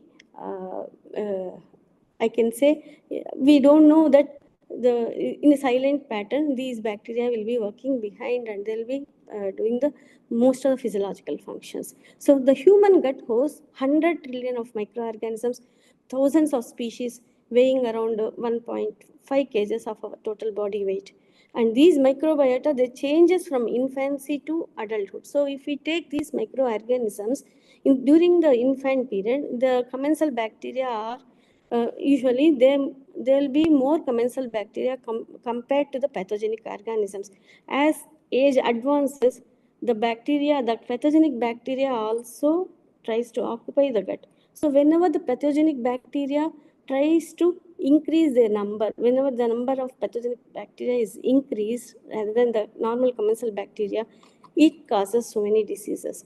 And the bacteria, as we know, there are three major groups that are present out of 95% of total microbiota. They are Firmicutes, Bacteroidetes, and Actinobacteria. So these are the three major phyla that is present and that will be doing the major physiological functions in our. So the background of these good bacteria are they perform several functions. The microbiota consists of bacteria, not only bacteria, but fungi, archaea, virus, and protozoans. Here the archaea is nothing, but these are also the microorganisms. They are around 3 to 5% of total bacteria, and these bacteria are the methanogenesis bacteria. They produce the methane gas from hydrogen and carbon dioxide, and these bacteria are also helpful in overcoming so many or in preventing the pathological colonization of pathological bacteria. So as I said, the predominant phyla is Firmicutes and Bacteroidetes.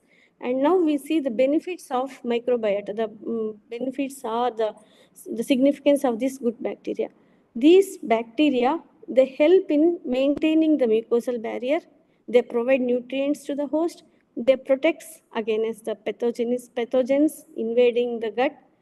They also produces short chain fatty acids. These short chain fatty acids are the metabolites of these gut microbes. They are butyrates, acetate, and propionates. And these short chain fatty acids are the one which will perform several metabolic functions in our body. They also help in regulating cellular process, energy metabolism, immune response, and epithelial health. So the good bacteria are the normal commensal bacteria. They perform so many functions like maintaining, the major function is maintaining the bacteria, the intestinal integrity. The cell integrity in the intestine will be maintained by this gut bacteria. They also prevent the invasion of the pathogenic bacteria, and they produce the important metabolites like butyrates, acetate, and propionates. As we can see further as my talk goes, the importance of these short chain fatty acids, how they perform several physiological functions. The non-pathological microorganisms or these commensal microorganisms, they also play an important role in nutrients and drug metabolism. As I said, they prevent the pathogenic colonization and maintains the intestinal bacterial function by coexisting along symbiotically with the host immune system. They protect against the pathogenic colonization by competing for attachment sites and inducing the host to produce various antimicrobial compounds, including antimicrobial peptides and secreting immunoglobulins. So this is again the way they work in the gut and how they prevent the pathogenesis. The influences of gut microbiota. Usually the good bacteria, they thrive or they survive in the gastrointestinal tract depending upon our food or diet. So diet significantly influences the composition of gut microbes. Here in this picture, you can see three different types of diet. One is high fat diet, the second one is high protein diet, and the third one is the high fiber diet. When people consume high fat diet, there will be colonization of more of the Firmicutes bacteria and the Prevotellacea bacteria, Bacteroidetes, and Akkermansia. These good bacteria, their colonies will be decreased. Whenever the Firmicutes bacteria colonies are increased, they usually produce long chain fatty acids. From the long chain fatty acids, we get lipopolysaccharides. These lipopolysaccharides again activate the inflammatory markers like cytokines, and they are responsible for inflammation. When people consume the proteins, the high protein diet, this again changes the gut microbiota, where you can see here the colonies of Enterobacteriaceae is increased, the Rhinococcus colonies are increased, and the Roseburia and Faecalibacterium colonies are decreased.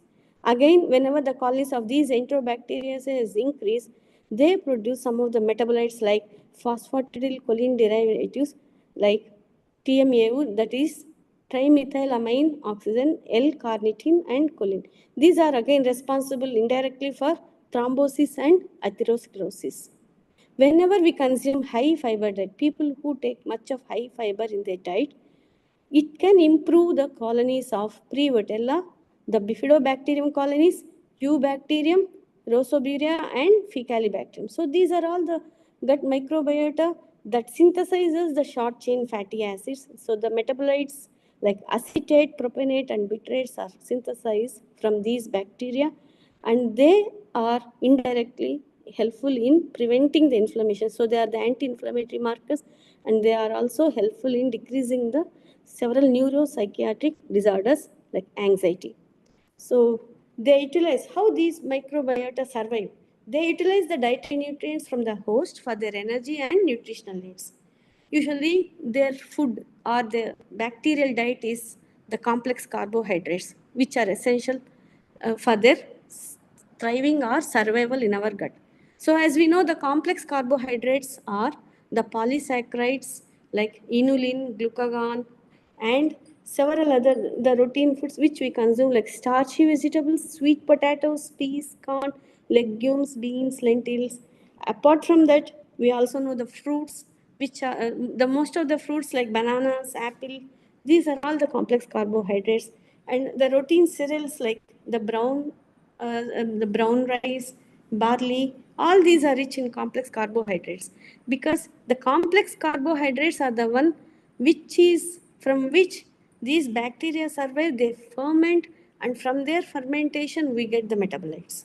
When people consume more or usually if you see the Western diet, it is heavily processed diet or foods, and they lack the fiber, and the complex carbohydrates are also minimal in that diet, and which can affect the commensal bacteria. So people who consume the Western diet may be lacking the commensal, may be having the decreased amounts of these commensal bacteria. So in general about the functions, before going into the pathogenesis, how these gut microbiota or dysbiosis of gut microbiota causes type 2 diabetes, we'll see about the functions. So the functions are, it controls the inflammation and immune response. This is again one of the major functions we can see. It also maintains the intestinal barrier integrity. So the integrity of the cell, the intestinal epithelial cells integrity is maintained mainly by the gut microbiota, and it has got a role in drug metabolism. The gut microbiota again plays a major role in bile acid metabolism. It helps in synthesis of vitamins and proteins production. So one by one we see the functions of these microbiota. They play a significant role in drug metabolism, like affecting the drugs bioavailability, toxicity, and efficacy.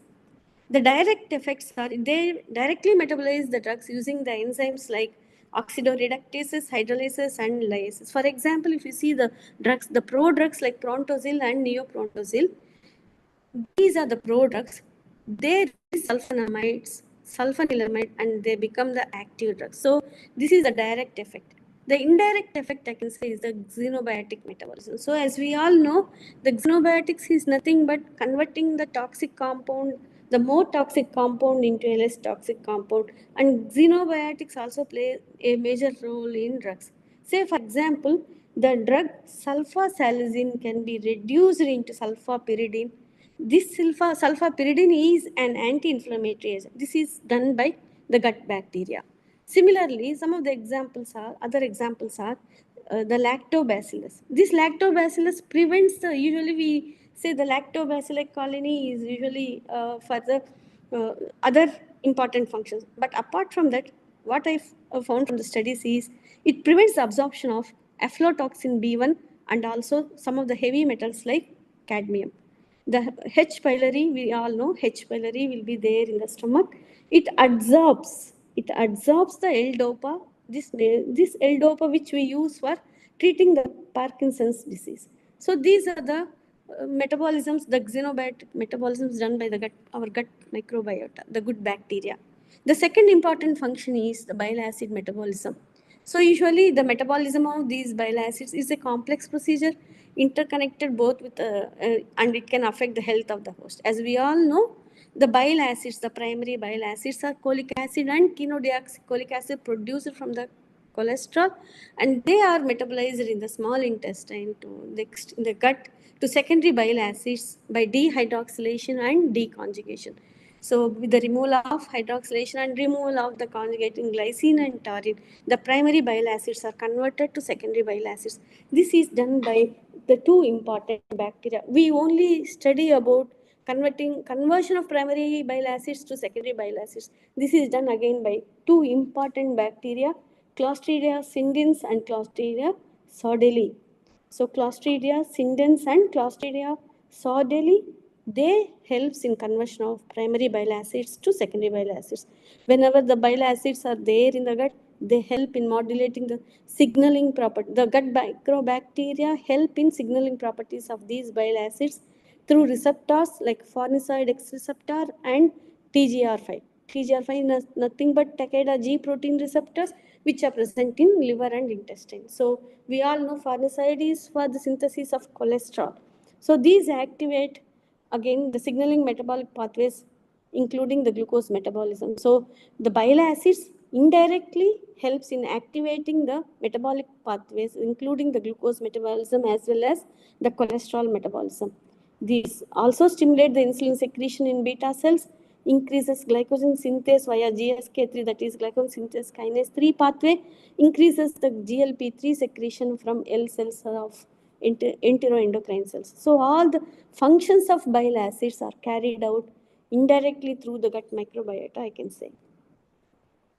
Some of the research findings, the interesting facts or findings about the gut microbiota are the bacteria like lactobacillus species, as I told you, lactobacillus species and the Ficobacteria prasinezi, these are associated with insulin resistance.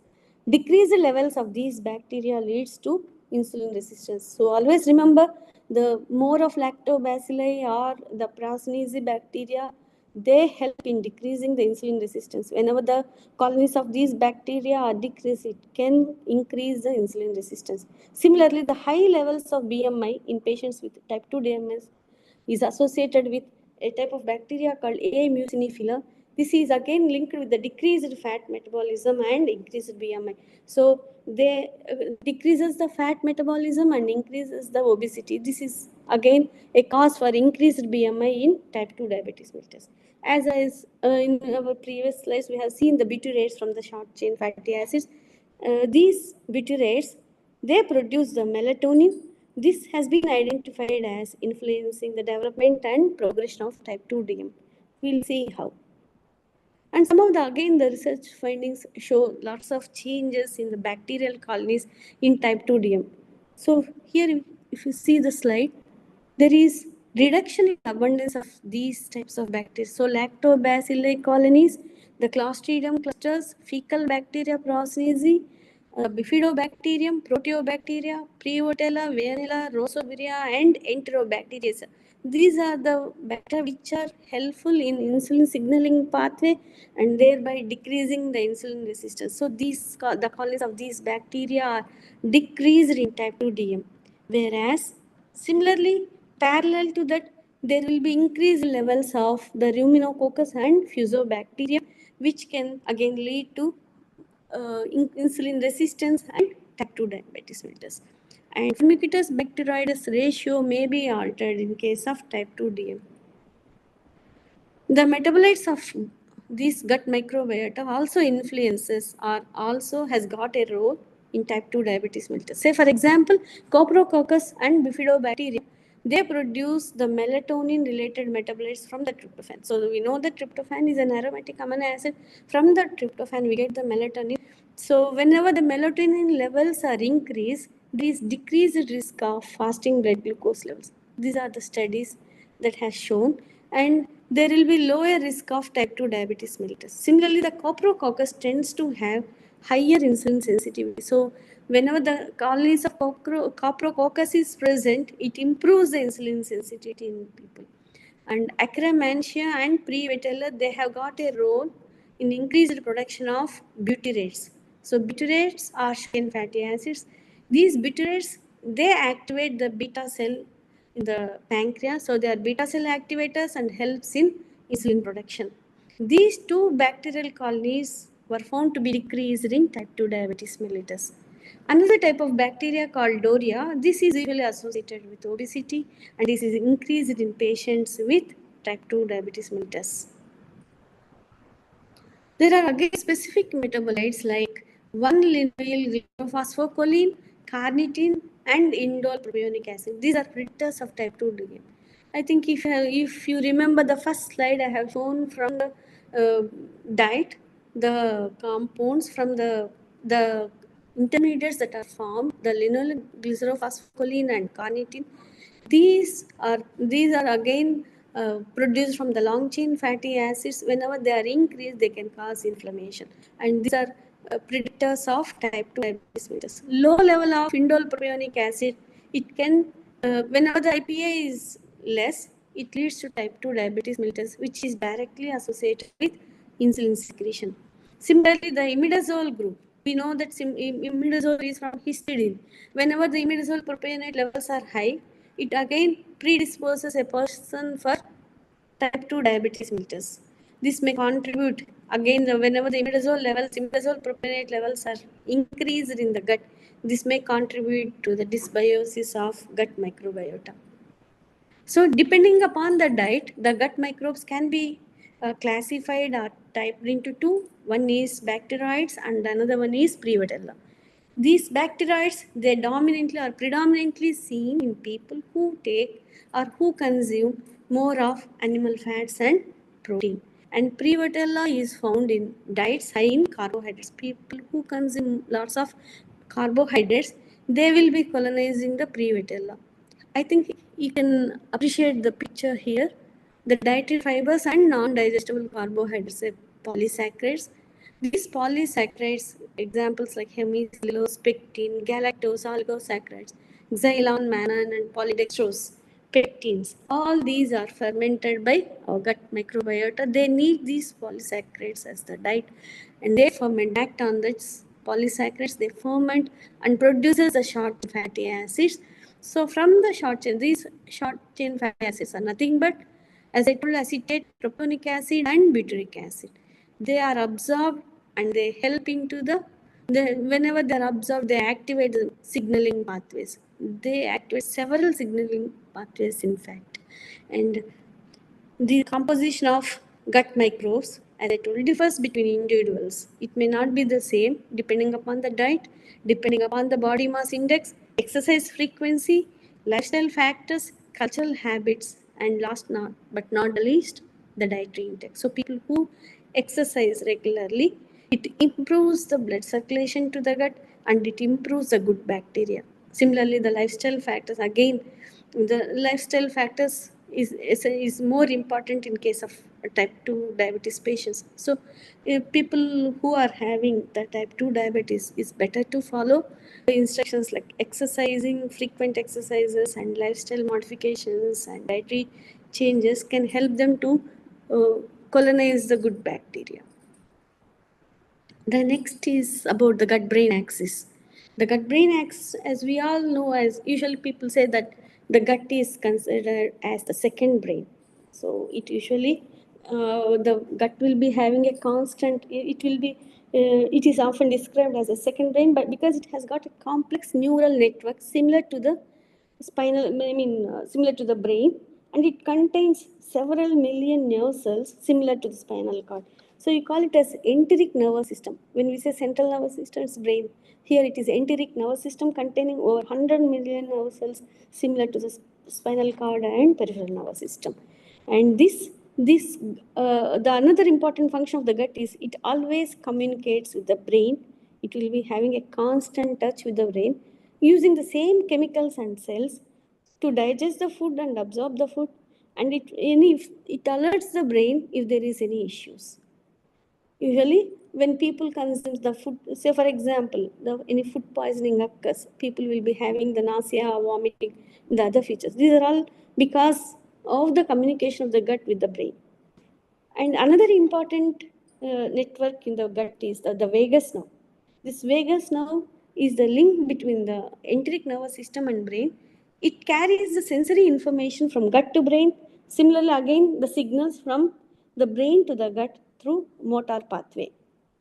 And the normal commensal bacteria, as we see, they are helpful. As I told you several times, the insulin improves insulin sensitivity, and it also helps in communication with the brain functions. It helps to prevent the entry of the pathogenic bacteria to the bowel. As I explained here, the bidirectional relationship between the gut and brain will be there. This is through interaction of gut microbes. The interaction between the gut and brain is carried by the gut microbes through various metabolites, various neuroendocrine metabolites, and the short chain fatty acids. All these help in communicating with the brain. So I think you can appreciate this slide where you can see the microbiota with gut-brain axis.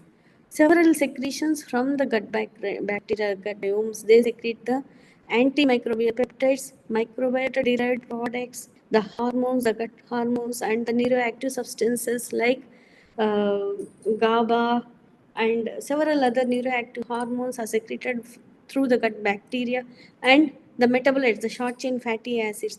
All these secretions, they activate the pathways, the immune system, they regulate the neuroendocrine system. They have got a hold on enteric circulatory system through the vagus nerve.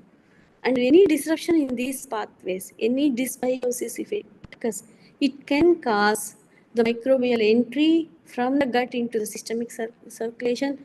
There can be the altered receptor activity and altered neurotransmission. Whenever the dysbiosis occurs, whenever there is disruption in these bacteria occurs, it can affect the brain, causing so many neurodegenerative diseases and neuropsychiatric diseases. So behind the scene, we can see the microbiota causing so many diseases like multiple sclerosis, indirectly Parkinson's disease, Alzheimer's, brain tumors, and ischemic and hemorrhagic shock. And the psychiatric disorders like depression, anxiety, schizophrenia, autism. Last but not least, the stress. All these are because of gut dysbiosis. So gut microbes, as I previously told, they produce several hormones or chemicals. These hormones are chemicals that can act at distant target organs. So, like the hormones, these chemical substances also act on distant target organs. The neuroactive compounds like tryptophan, from the tryptophan we get the melatonin, and again melatonin influences the fasting blood glucose levels. The neurotransmitters like serotonin, dopamine, noradrenaline, and gamma aminobutyric acid. These are all the products that are formed from the metabolites that can be formed or influenced by the gut microbes. The hormones like leptin, ghrelin, and glucagon like peptides are indirectly regulated by short chain fatty acids via enteroendocrine cells. So this picture shows again the gut microbes and neuronal axis. The intestinal microbiota, here you can see the normal gut microbiota, the commensal microbiota. They produce the short chain fatty acids which influences several pathways. They can regulate or modulate the T cells. They can activate or influence the immunity by activating the B cells. So whenever B cells and T cells are activated, the macrophages are activated, the immune system is activated. Similarly, the neuroactive pathway, whenever it is, the signaling pathway is activated, the GABA, short chain fatty acids, and these metabolites can again influence our brain. Coming to the vagus nerve, the vagus nerve is the one which has got a role in activating several this vagus nerve is usually activated by several neurotransmitters produced by the gut bacteria, and they regulate the cholinergic anti-inflammatory pathway. So vagus nerve has got a role in activating the anti-inflammatory pathway, which decreases or attenuates the inflammation and decreases the intestinal permeability. So the point to be noted here is the vagus nerve decreases indirectly the intestinal permeability by decreasing the inflammation.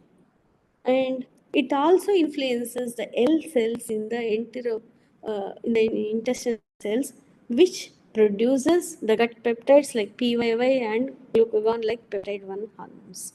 And whenever these metabolites enters the brain, they activate the hypothalamic pituitary adrenal axis, corticotropin releasing factor is released, and ACTH. Again, this ACTH helps in releasing the cortisol. The cortisol, as we know, has got several functions. Whenever the hypothalamic pituitary adrenal axis is affected, or whenever it is exaggerated, if you say is disturbed, it can release more of the cortisol. Whenever more of cortisol is released, it indirectly causes damage to the intestinal permeability, causing release of the metabolites from the intestine into the systemic circulation. Usually the metabolites from the long chain fatty acids. All these occurs, if you see, whenever the gut bacteria, the good bacteria or commensal bacteria is there, there will be more of production of short chain fatty acids, or short chain fatty acids are produced which are more helpful. Whenever there is disruption or gut dysbiosis occurs, there will be production of more of long chain fatty acids. From the long chain fatty acids, we get more of lipopolysaccharides. These lipopolysaccharides are the one which causes lots of damage or disruption or causes lots of diseases. This is the culprit behind so many diseases. We will discuss how the LPS causes diseases. So coming to the, before going for the pathogenesis, how they cause these short chain fatty acids or metabolites causes the disease. A small review about the type 1 diabetes, how the gut bacteria causes are one of the factor for type 1 diabetes. So usually the bacteroids are present more in number. Whenever the bacteroids are deficient, whenever the colonies of bacteroids are decreased, usually the bacteroids, they produce the antimicrobial molecules or antimicrobial peptides and defense in is a polypeptide, again angiogenin. Whenever these are produced by the intestinal pattern cells, so the gut, the inflammation and all those things will not be there.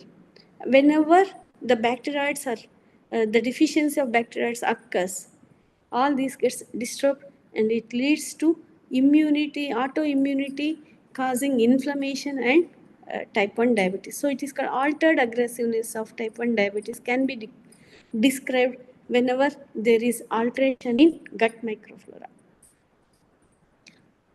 Here you can see the type 1 DM pathophysiology. This is normal barrier or the integrity of the gut bacteria can be observed here, where the normal gut flora like Akkermansia, Allistips, Colensella, and Faecalibacterium. These are all the normal good bacteria. The normal colonies of these bacteria helps in maintaining the intestinal integrity. Whenever so there will be decreased intestinal permeability, more of butyrates, and whenever butyrate production is more, there will be maintenance of mucus layer on the intestine. And similarly, it will be helpful in immune functions. Whenever the barrier is disrupted by the gut dysbiosis, whenever the colonies are different. So here we can appreciate the good bacteria like Akkermansia and Allistips and Colensella is replaced by Enterobacteria, bacteroids and Clostridium. Whenever the species of these colonies are increased, they disrupts the permeable, damages the tight junctions, thereby allows the intestinal permeability. So intestinal permeability to the metabolites of the intestine is allowed, they enter into the systemic circulation.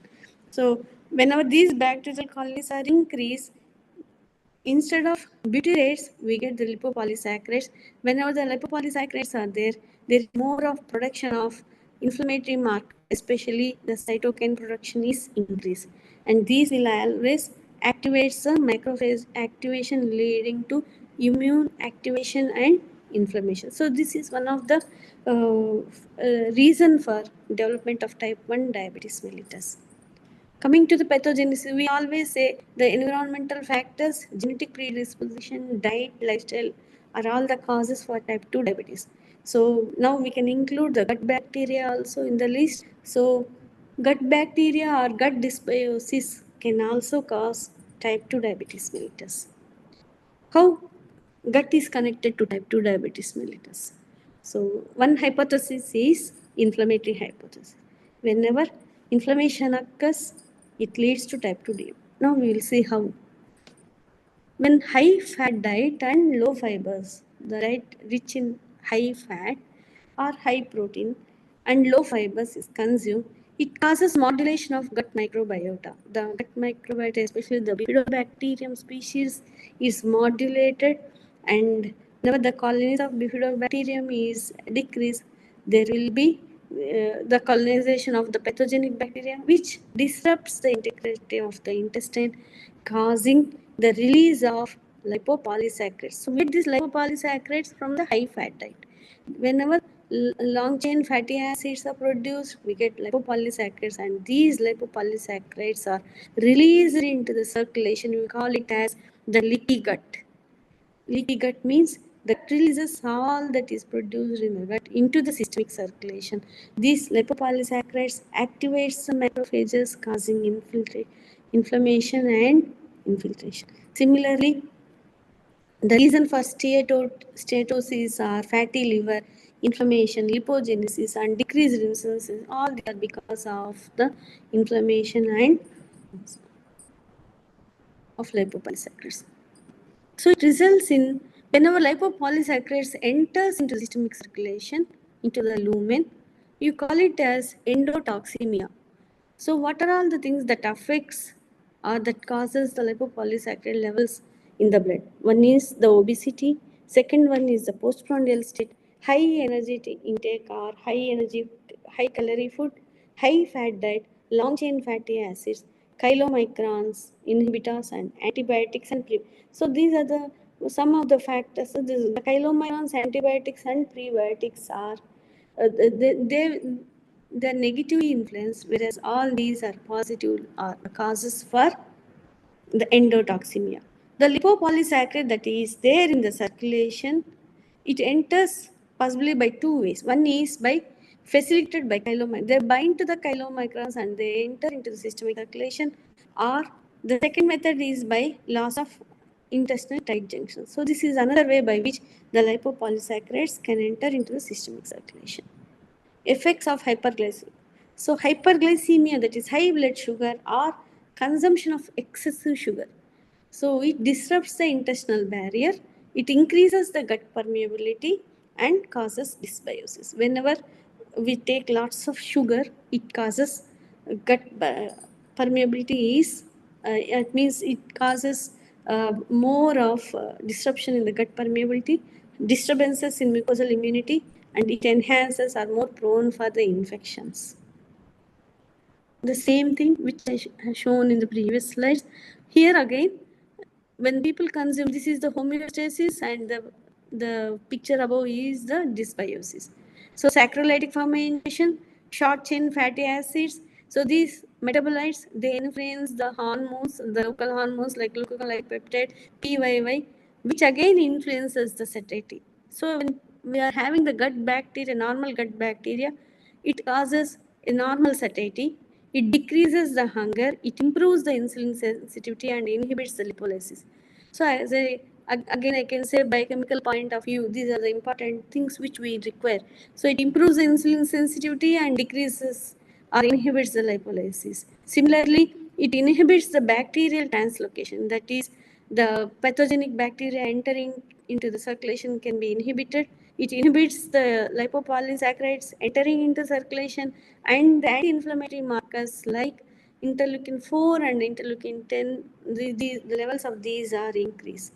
And when we see the dysbiosis is quite opposite, where there be increased gut transit, decreased primary bile acids, and more fatty acid concentration is decreased. So you are what you eat. So focus on the food, mainly when we take the high fat diet. Say for example, any burgers or pizzas which are rich in high fat diet, it can cause gut microbiota dysbiosis, leading to intestinal permeability, and this intestinal permeability causing or releasing the lipopolysaccharide into systemic circulation. We call it as metabolic endotoxemia, and this can cause low-grade inflammation. So C-reactive protein levels are increased. Again, it leads to insulin resistance and inflammation. So this is again the insulin resistance and low grade inflammation are the causes for obesity, several metabolic disorders and diabetes. So always concentrate on the food. Helping your gut bacteria can boost your health. So what we sow, we can reap. When we take good food, if we get all the good things like short chain fatty acids, more of good metabolites entering into the regulating the metabolic process. But when we take the high fat, yes, occasionally we can take, but when people who are depending more on or taking more consume always the high fat diet or high protein diet, the entire, you can say, the colonization of the normal bacteria will be changed. Here you can see the burger and finger chips, all those things. It entirely changes the gut microbiomes. All the good bacteria will be changed to the different colonies, which again causes increased release of lipopolysaccharides, disrupts the intestinal permeability, you can see here, and which increases the inflammation. This again leads to insulin resistance in the pancreas. Whenever more of lipopolysaccharides, there will be shortage of butyrates. The blood-gut barrier, here you can say whenever the microbiomes are changed, the gut biomes are changed, there will be disruption and immunoglobulins are released into the circulation, they reach the brain, they causes the low-grade inflammation. So blood-gut barrier is whenever it gets disrupted or disintegrated, it releases the immunoglobulins and inflammatory markers causing low-grade inflammation. So here the main hero of the gut microbiota, we can say, is the short chain fatty acids. The short chain fatty acids has got a major role in regulating most of the physiological functions and any disruption. So short chain fatty acids we get from good bacteria. Whenever the dysbiosis occurs, these short chain fatty acids are not produced or not formed, and it results in several diseases. That is the sequence. So short chain fatty acids like butyrates, acetates and propionates are produced by gut bacteria, which are helpful in different metabolic processes. So these we get from complex carbohydrates. They alter the appetite. So they they influence our satiety. Indirectly, they influence our satiety, they regulate our hunger. So short chain fatty acids also helps in regulating the satiety center as well as the hunger center. Apart from this, the other functions are they maintain the short chain fatty acids, they help in maintaining the epithelial homeostasis, they promote the cell renewal, helps wound healing indirectly. The mucus properties, this is because of the butyrates, the mucus properties, they influence the host immune system, and whenever the immune system is disturbed, causing inflammatory gut disorders like Crohn's disease or ulcerative colitis, again, this through the production of the immune system is maintained by production of more of antimicrobial peptides and secrete immunoglobulins. They also helps or protects against the pathogens and maintains a beneficial relationship with all this is because of the short chain fatty acids. This I think you can appreciate here. They produces the glucagon-like peptides, GABAs, and the neurotransmitter 5-hydroxytryptophan, which has got influence on the central nervous system. And these short-chain fatty acids, medium-chain triglycerides, and short-chain triglycerides, and whenever these are produced, they're translocated and they reach various organs like liver, pancreas, and adipose tissue. They reach the liver through portal vein and they help in metabolism or production of various metabolic products. So how they exert the short chain fatty acids? They exert benefits by activating the G protein coupled receptors such as GPR41, 43 and GPR109.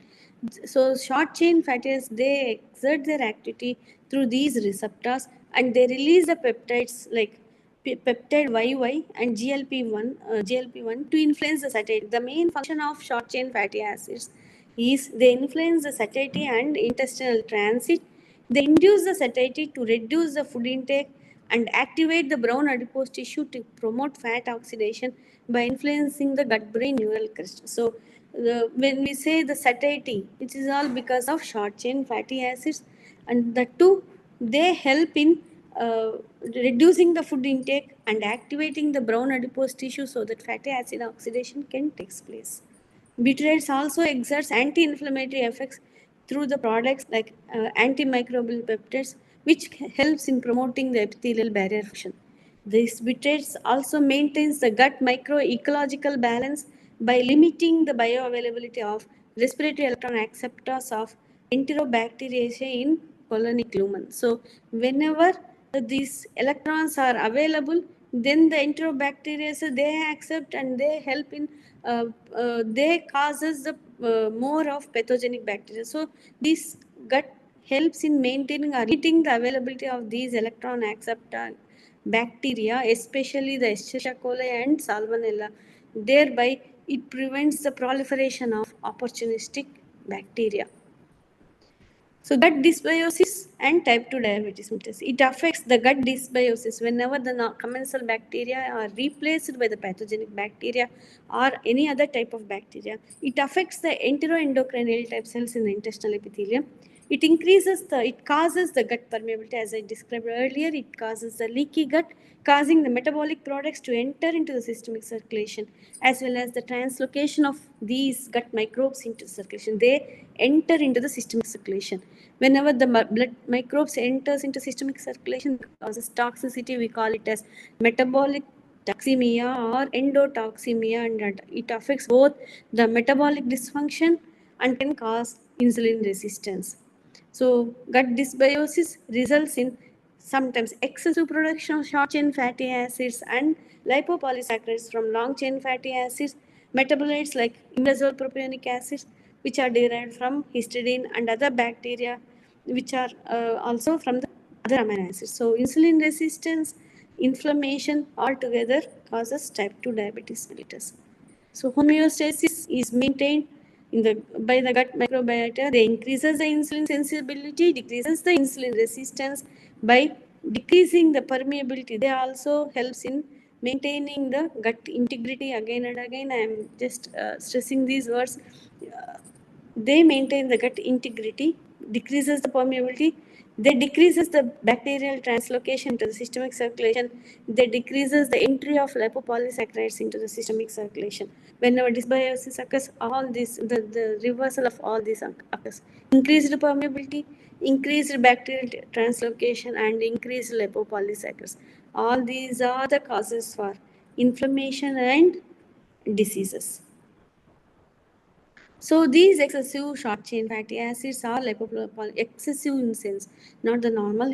When it is very high levels of short-chain fatty acids, again can cause dysbiosis, or maybe affects the functions, acts on hepatic, adipose, and skeletal and pancreatic cells, causing metabolic dysfunction, inflammation, and altered immune response. So metabolic dysfunction, inflammation, altered immune response can cause type 1 diabetes mellitus. Combined with this, the insulin resistance, it leads to the type 2 diabetes mellitus. So all this time I was telling about the role of lipo. It is a major or main culprit of causing so many dysfunctions or so many diseases. The root cause of the diseases, we can say indirectly, because of lipopolysaccharides. The lipopolysaccharides are produced from the long-chain fatty acids when we consume high diet or high protein foods, and these polysaccharides causes endotoxemia by binding to lipoprotein saccharide binding protein and CD14 receptors, and they form a complex. Whenever they form a complex, this complex interacts with TLR4, that is toll-like receptors, influencing both inflammatory pathway and insulin signaling pathway. So this complex, when combined with the TLR4, that is toll-like receptors, this can affect the insulin signaling pathway, as well as it can activate the inflammatory pathway. So inflammation also occurs. And interleukin 6 and tumor necrosis factor alpha are also increased, which causes decreased expression of GLUT4 receptors. So the GLUT4 receptors expression is very important in taking up of insulin into the cells. So we need the GLUT4 receptors, as we know, for the uptake of insulin, uptake of glucose through insulin in skeletal muscle and adipose. Whenever there is decreased expression of these GLUT4 receptors, it causes type 2 diabetes mellitus. So increased tumor necrosis factor levels are, or we can say these tumor necrosis factor levels are increased with the decrease in proteobacteria and clostridium. Whenever these bacteria levels are decreased, naturally there will be the inflammatory markers like TNF levels are elevated. The major findings from metagenome-wide associated study (MGWAS) in patients with type 2 DM. So they found out the butyrate-producing bacteria, the Roseburia intestinalis, is very important, and similarly the Faecalibacterium prausnitzii concentrations. These are important in lowering the type 2 diabetes mellitus. These are two bacteria that produces the butyrate, and the Lactobacillus gasseri and Streptococcus mutans, they and certain Clostridial species, they are also found to be higher in type 2 diabetes. The colonies of these bacteria, whenever they are increased or more, they can lead to type 2 diabetes mellitus. Similarly, proteobacteria, whenever the concentration, whenever the colonies are higher, can lead to type 2 diabetes mellitus. Increased expression of microbial genes involved in oxidative stress, that is the overall a pro-inflammatory signature we can see in the intestinal microbiota. So whenever these colonies are increased, it is again a marker of pro-inflammatory conditions. Genes involved in vitamin synthesis is also lowered in type 2 diabetes mellitus. Again, the study shows in these butyrate producing bacteria in type 2 is decreased, which is also associated with insulin resistance and reduced insulin production. So the butyrate indirectly helps us producing more of insulin, or insulin sensibility is increased and decreases the insulin resistance. Whenever the butyrate production is decreased, the insulin resistance is increased and insulin production is decreased, resulting in type 2 diabetes mellitus. And excessive DNA methylations in the gut. Whenever the bacteria undergo excessive DNA methylations, it can predispose an individual to type 2 diabetes mellitus, leading to higher fasting blood glucose levels and increased HbA1c levels. The bacteria phyla Firmicutes have significantly increases the fat storage in patients with type 2 diabetes. Thereby, obesity again is another cause, or it is causes increased obesity in type 2 diabetes patients. Patients with type 2 DM have higher ability. If you take the colonies in patients with type 2 DM, you can see more of Escherichia, Shigella, Calnicella, Synghi, and Alisonella. So all these bacterial colonies are more compared to the normal people. So these pathogenic bacteria at any time, whenever the immunity is decreased, can cause diseases.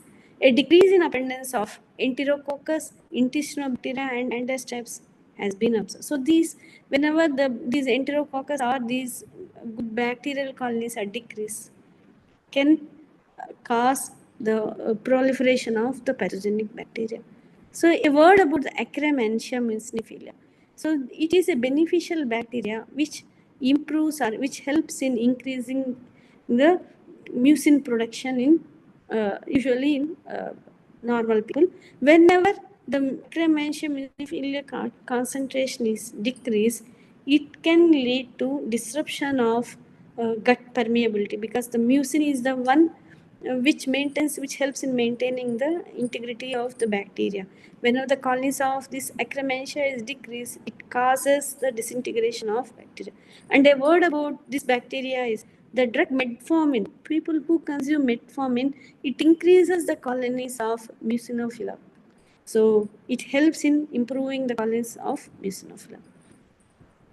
Here you can see the relationship among the same thing, the natural products, the when we consume the complex carbohydrates, the normal gut microbiota, whenever the dysbiosis occurs, so there will be changes, there will be decreased, we can say the normal gut microbiota helps in controlling the inflammatory markers. So there will be decreased pro-inflammatory cytokines, decreased gut permeability, increased sensitivity, and increased mobility. In adipocytes, there will be decreased fat accumulation by decreasing the insulin signaling, all because of normal commensal bacteria.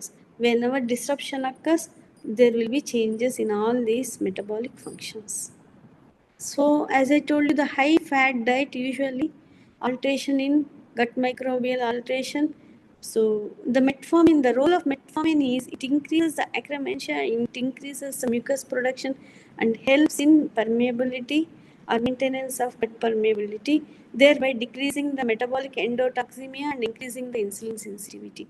Whenever there is disruption, lipopolysaccharides, again production of more of these LPS, gut permeability is disrupted, tight junction proteins, the zoonoccludin proteins are affected, causing more of LPS into the systemic circulation. So management of dysbios, a word about management. So exercise and diet helps in circulation, more of blood circulation improves the gut, thereby colonization of good bacteria occurs. Nowadays, this fecal microbiota transplantation is one of the therapy for treating the people with the morbid obese people. They are trying the fecal microbiota transplantation so that the good bacteria or the colonies of commensal bacteria can be improved.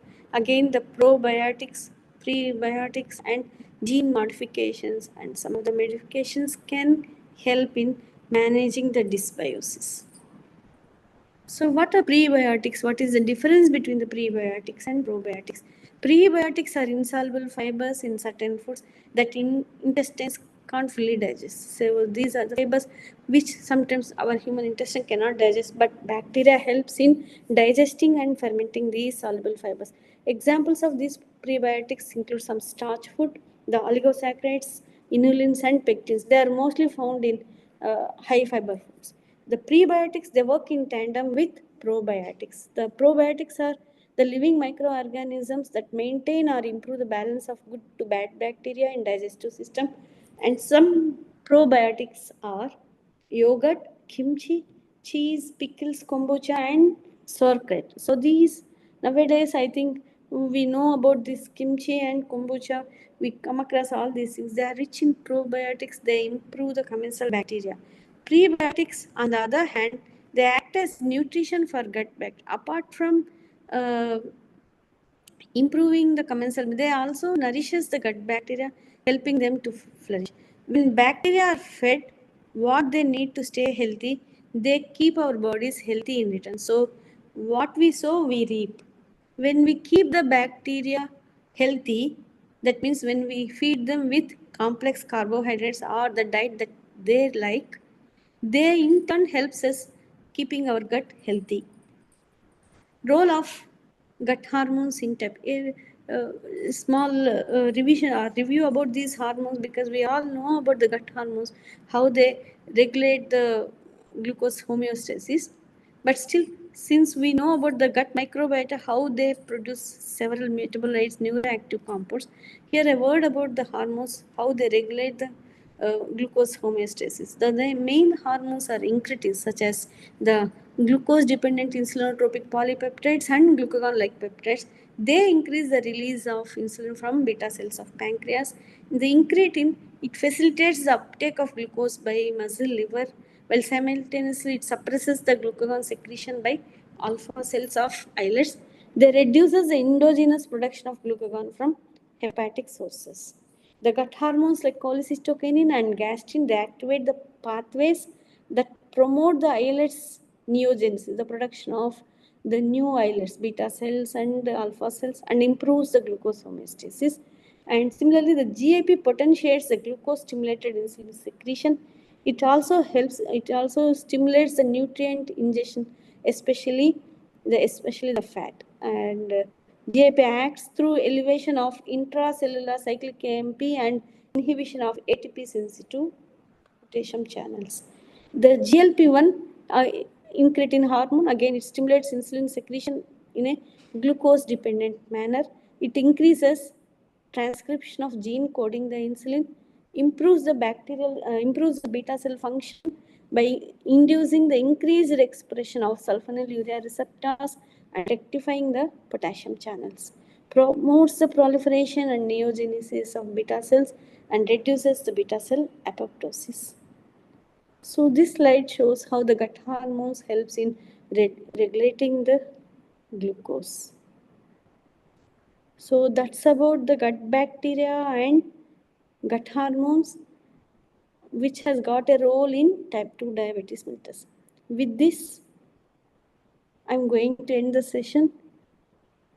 Any questions?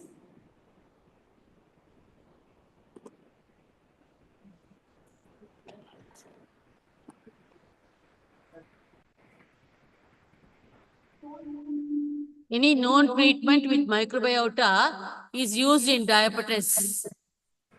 That's one question, madam. So far, there is no particular microbiota, but we have seen lots of microbiota which can improve the or regulate our blood glucose levels.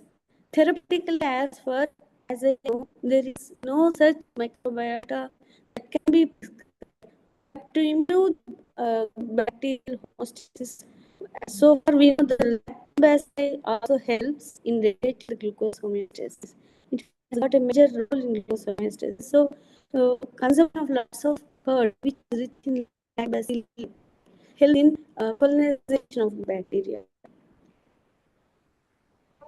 What carb diet we have to suggest to increase short chain fatty acids for diabetes mellitus, ma'am? That's another question, madam. Madam, it's a complex carbohydrates. We all know that it is the dietary fibers. We have seen that usually gut bacteria that survive on the complex carbohydrates. Whenever they digest or they ferment the complex carbohydrates, they produces the short chain fatty acids. What we need here is the short chain fatty acids, the acetates, propionates, and butyrates.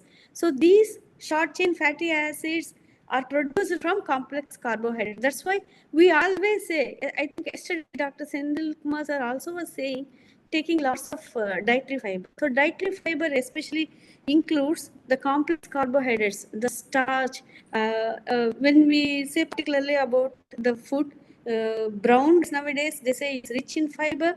Then the barley, sweet potatoes, corn, and cereal, the legumes, all these are rich in fiber.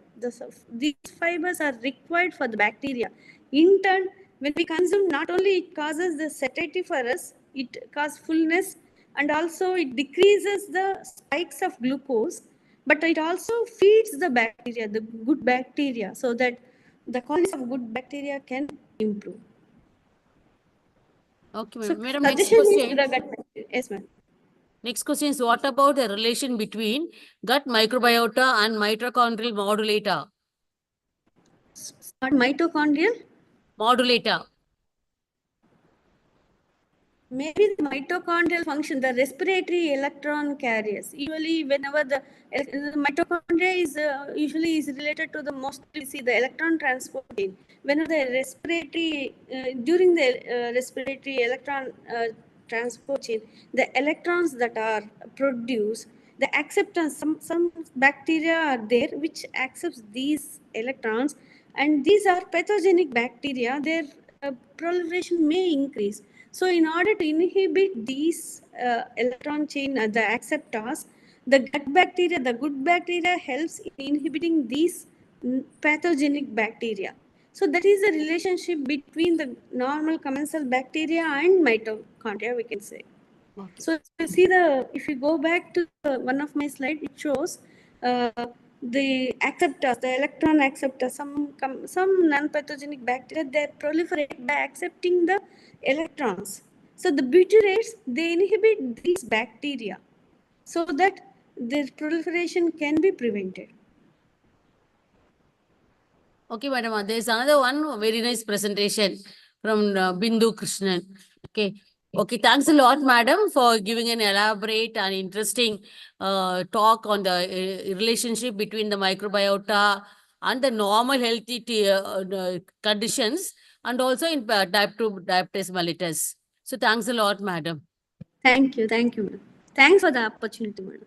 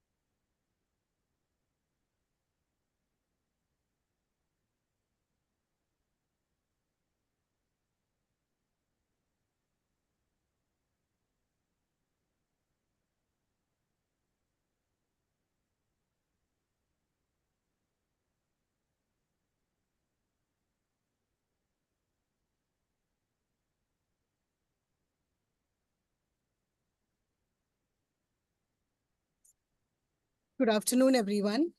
I'm happy to introduce the next speaker, Dr. Preeti Shenoy. She is the professor and HOD of Biochemistry, Jubilee Mission Medical College and Research Institute. She had a career MBBS. She is from Government TD Medical College, Alapura, and then did her MD from Government Medical College, Kozhikode. And she has a PG diploma in medical law and ethics from National University of Advanced Legal Studies, Kochi. She has worked in her academic career in Government Medical College, Kozhikode, Thrissur, and P.K. Das Institute of Medical Sciences, Palakkad. Now, at present, she is the professor and HOD at Jubilee Mission Medical College. She is also the member of the Board of Studies at Kerala University of Health Sciences and a member of IARC and IRC and a resource person for medical law and ethics at National University of Advanced Legal Studies, Kochi. She is guided MBBS students for their research and is also a co-PI for research project DST funded in collaboration with the CSIR and IIST. Good afternoon, ma'am. And now she will be speaking to us on ROS and AGE in diabetes. Over to you, madam. Thank you, madam. Am I audible? Yes. Okay. At the outset, let me thank the organizers for organizing such a wonderful academic feast over the period of 3 days. And I would like to thank Professor and HOD of Biochemistry at Sri Balaji Institute of Medical Sciences under the BHED. Thank you, Madam Shanti Madam, for giving me an opportunity to present to you the very relevant topic, that is ROS and advanced glycation end products in diabetes mellitus.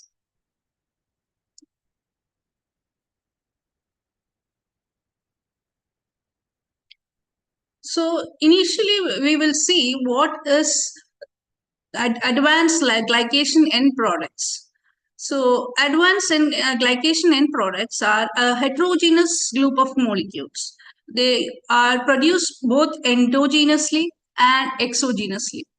As you can see here, the detrimental effect of the advanced glycation end products on collagen. It completely disrupts the structure of the collagen molecule. So we consider two molecules, that is the advanced glycation end products and advanced lipoxidation end products or ALEs in development of diseases such as cancer, aging, etc. So they both are considered together, especially because of their synthesis from a common point and also because of the similarity of their structure. So they both are produced non-enzymatically.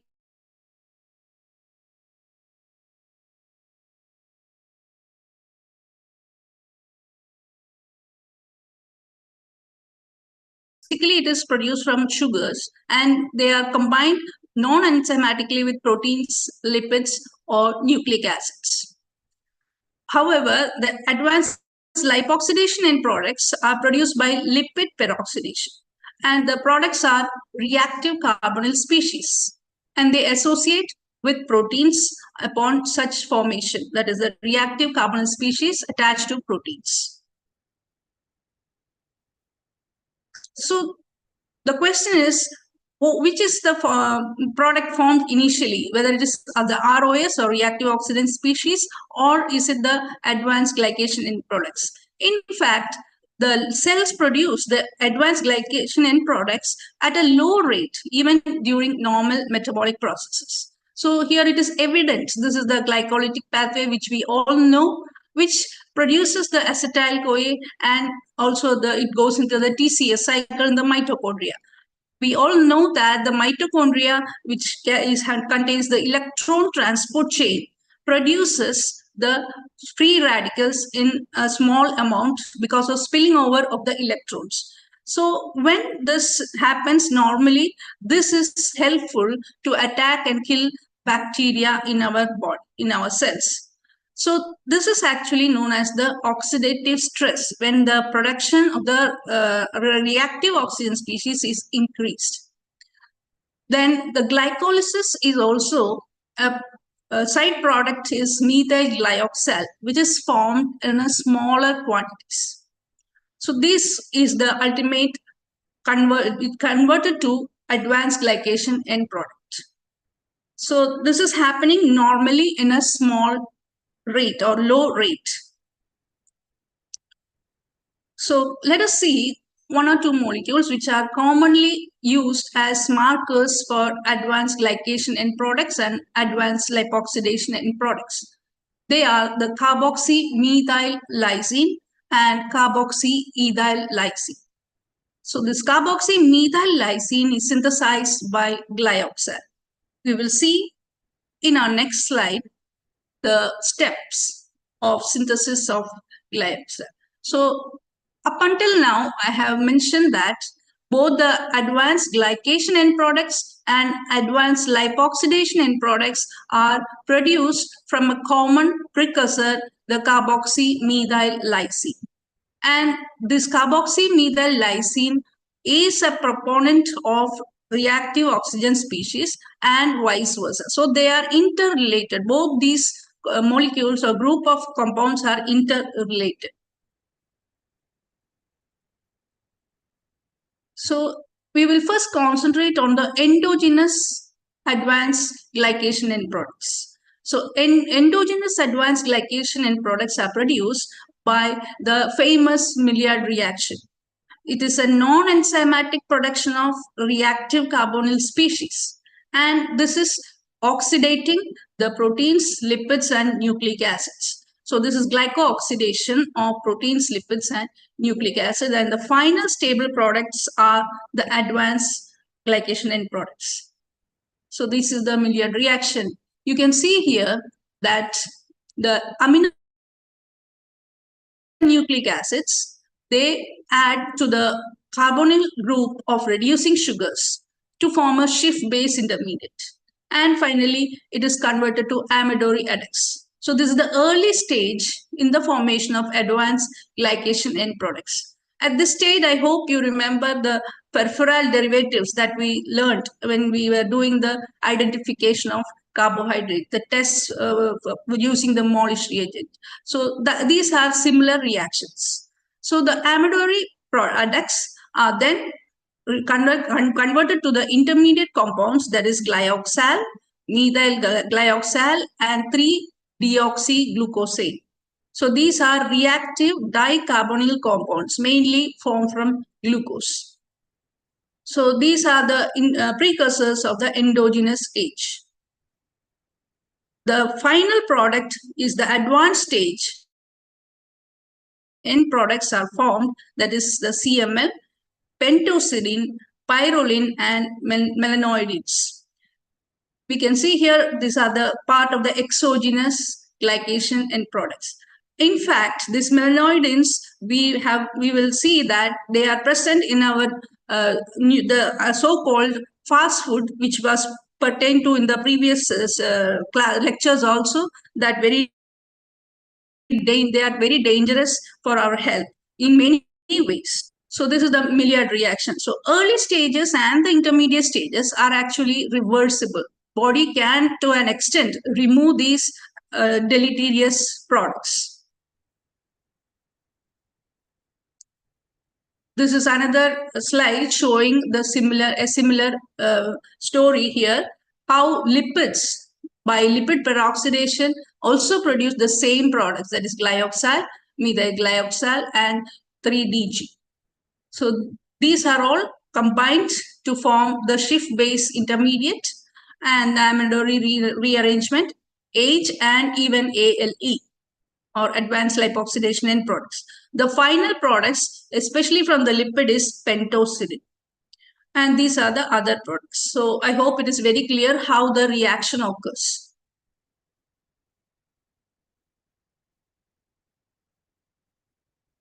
One of the examples which we all know of such a glycation, non-enzymatic glycation, is addition of sugars to hemoglobin molecule. HbA1c is added upon by the glucose, high levels of glucose, and the final product is 1-deoxyfructosyl lysine. And the carbohydrate fragment is attached to HbA1c. So this is the structure of fructosyl lysine. Now let us see how these advanced glycation end products are classified. So they are classified based on their property of fluorescence. There are fluorescent and cross-linked advanced glycation end products, non-fluorescent and non-cross-linked ones, then non-fluorescent, cross-linked ones, and fluorescent, non-cross-linked advanced glycation end products. This is just for a classification of convenience. Let us see more about the biochemistry of advanced glycation end products. So formation of advanced glycation end products starts especially during glycolysis. So during glycolysis, there is production of methyl glyoxal, which is a carbonyl intermediate. The CO or CHO group is the main functional group here. Now, during oxidative stress, reducing sugars, amino acids, and lipids, they all undergo auto-oxidation because of the high oxidant levels, and they will generate additional reactive carbonyl compounds. This also increases the production of advanced glycation end products.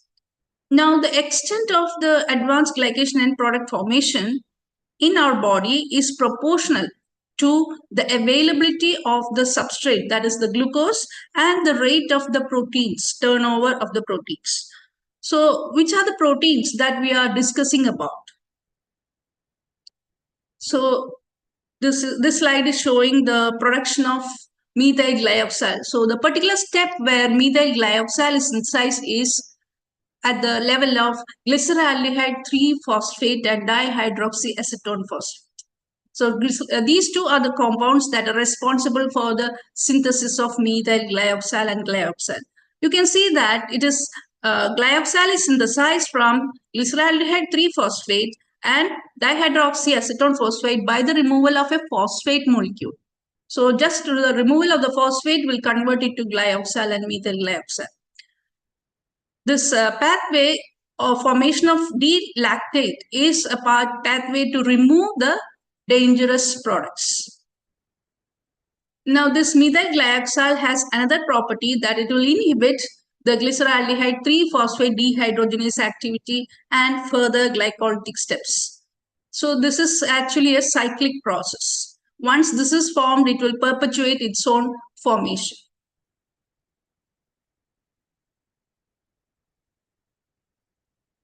Little more detail of the pathways that are involved in the synthesis of advanced glycation end products.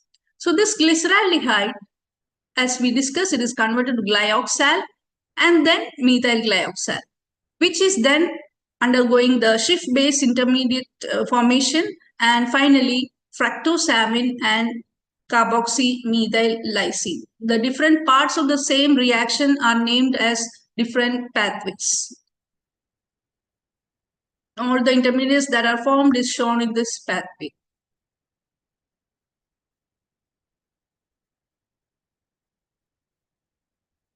I hope it is very clear how glucose is converted to glyoxal, methyl glyoxal, and then the shift base with the addition of the methyl group, and finally fructosamine, which we also discuss when we monitor the level of glucose in, especially in GDM or gestational diabetes mellitus. And finally, it is converted to CML, carboxymethyl lysine.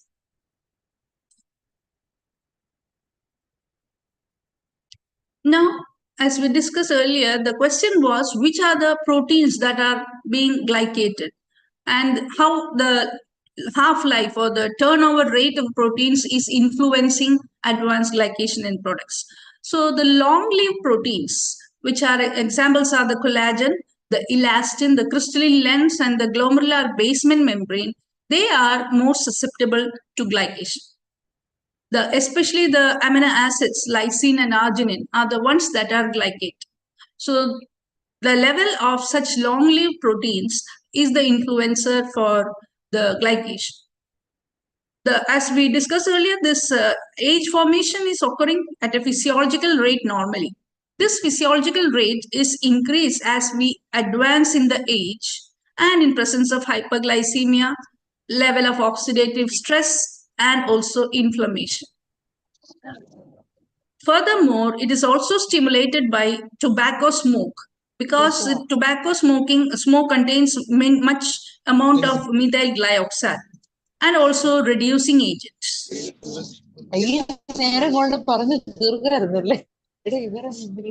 Examples of age, they are the carboxymethyl and pentosirin. And what are their properties? This carboxymethyl lysine is relatively inert and it is useful as a marker of age in food industry. We will see how it is important in the food. Now, pentosirin is actually derived from ribose sugar by, again, glycooxidation. This is also a product of arginine and lysine. It is a marker of age in our body and during aging and diabetes mellitus. They are measured because of their fluorescent properties. Glyceraldehyde 3-phosphate also can form another type of age, that is the GLAP or glyceraldehyde derived pyridium.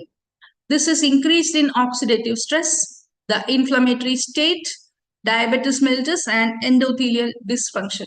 So we can see that many of the steps of glycolysis are diverted to formation of advanced glycation end product in cases where there is high levels of oxidative stress and other factors that influence the synthesis. Now coming to the exogenous age. So the food processing methods such as sterilizing the food or the sterilization techniques for other purposes, then microwaving the food and the grilling, charring the food, especially produces this advanced glycation end product. So the question is whether this age will influence the levels in blood.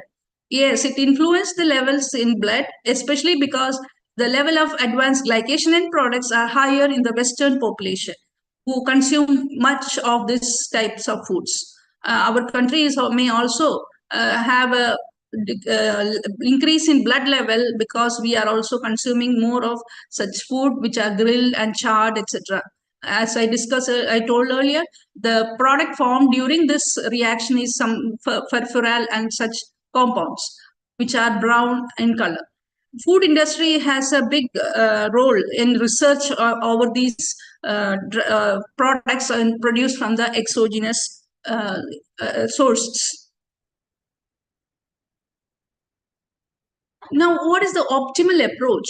So now we know that these advanced glycation end products are present in our body normally, and they are increased in cases of hyperglycemia and oxidative stress. So what is the optimal approach for measuring advanced glycation end product in relation to clinical outcomes? So measurement of advanced glycation end products started with their levels to be measured from the peripheral blood, using different techniques such as the ELISA technique for CML measurement. Then the scientists looked into the urinary age levels to see whether it is correlating with the circulating levels. So using fluorescence, urinary age was measured and it correlated with the circulating levels only in persons with normal renal function. So the story in cases of patients with poor renal function is not very clear.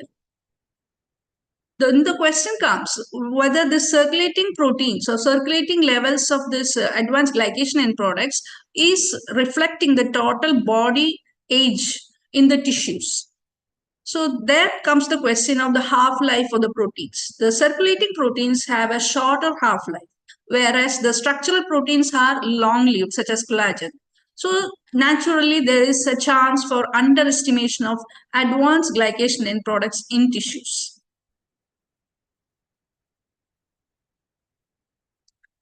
So how do you measure the advanced glycation end products in long-lived tissues? So that for that you need biopsy or invasive procedures.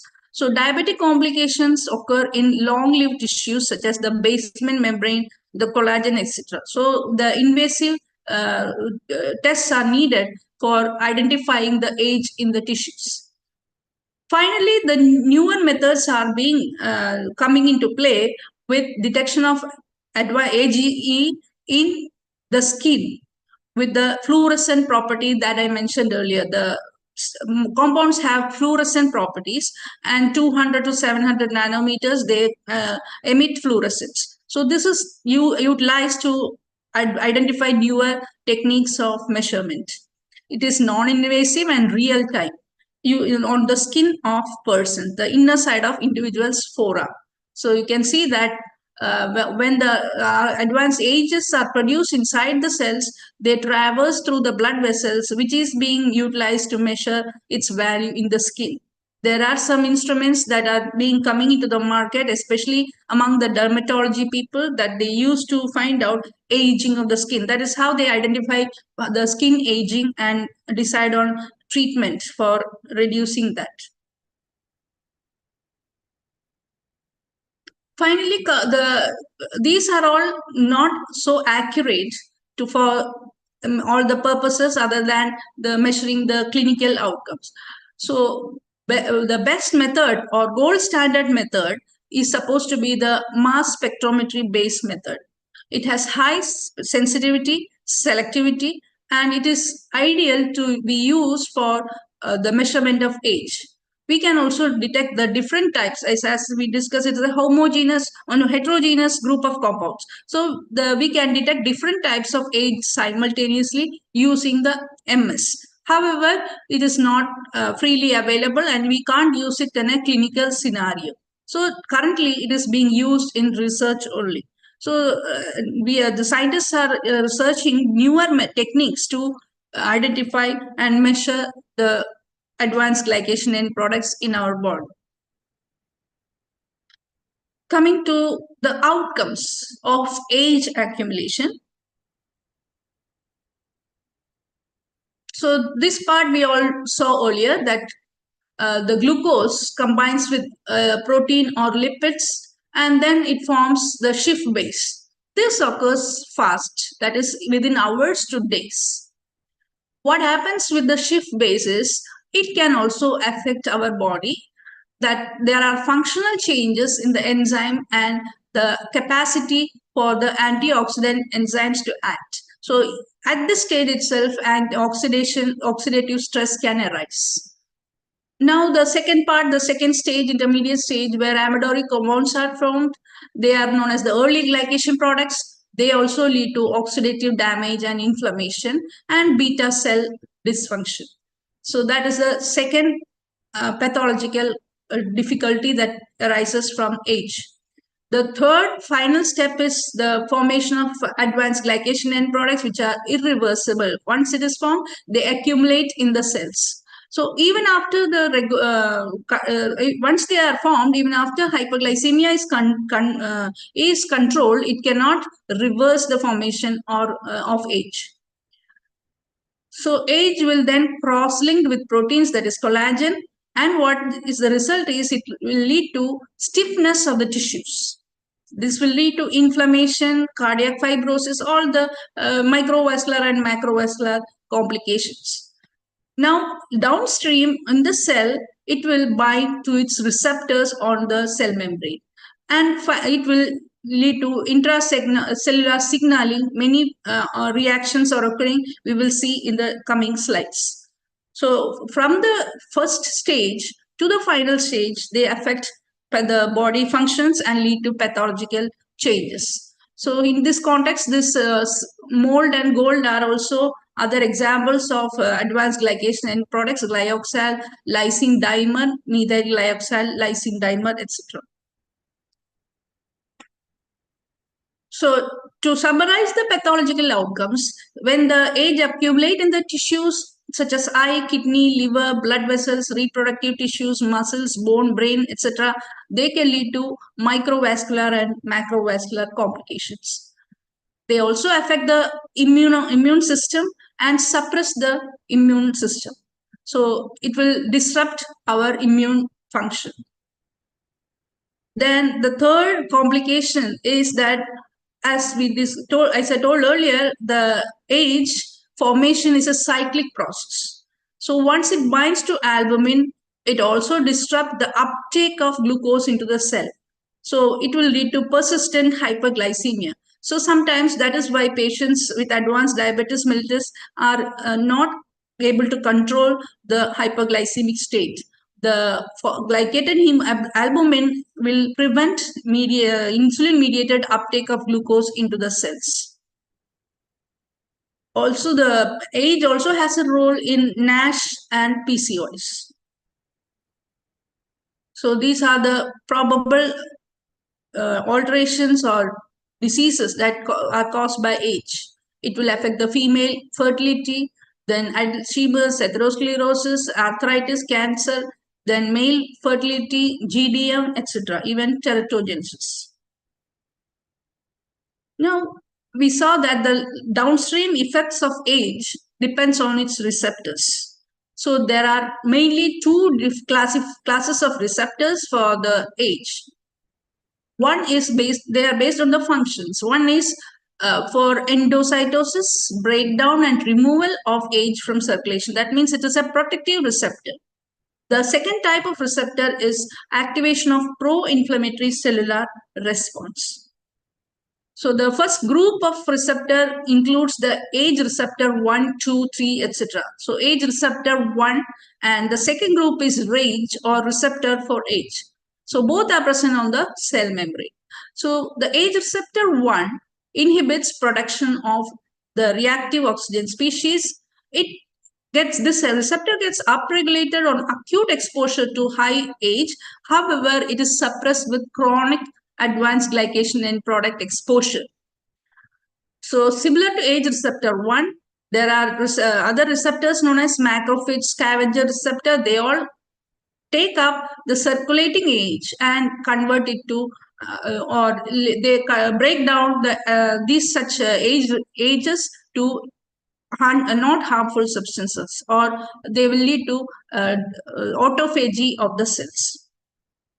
The second group of receptor, or the RAGE receptor, they initially initiate signaling of the pathways of inflammation, and they belong to immunoglobulin superfamily. The circulating age also induces NADPH dependent ROS generation. So here comes the age receptor 1, which protects against this ROS generation via NADPH. Let us see the relationship between reactive oxygen species and the receptor for age. So the RAGE will activate signal transduction pathway downstream. So ROS is also generated by this downstream pathway. We all know that oxidative stress is actually an imbalance between its ROS production and destruction or antioxidant defenses. Normal situation in a normal cell, there are some ROS producing areas in our cell, that is the mitochondria in the electron transport chain, that is used for protective function, or that is oxidate the killing of bacteria by myeloperoxidase, etc. Then the second source of ROS is the auto-oxidation of glucose and some enzymatic pathways, that is NADPH oxidases. So we can see all this in this slide. So we can see that the mitochondria uses oxygen to produce reactive oxygen species. This reactive oxygen species will inhibit glyceraldehyde phosphate dehydrogenase and downstream pathway of glycolysis. So when this stops here, as I showed earlier, it will lead to production of methyl glyoxal. Age is also produced. So this is the relationship between ROS and age. So ROS, if it is high in amount, it will inhibit glycolysis, which is diverted to form age. Now we can see here that age is also responsible for ROS production. So you can see here a reactive carbonyl species that is formed, which is converted to age. And this age is also produced from fructose, that is by the polyol pathway. So all these pathways are interrelated, the lipid peroxidation, glycolysis, and the polyol pathway.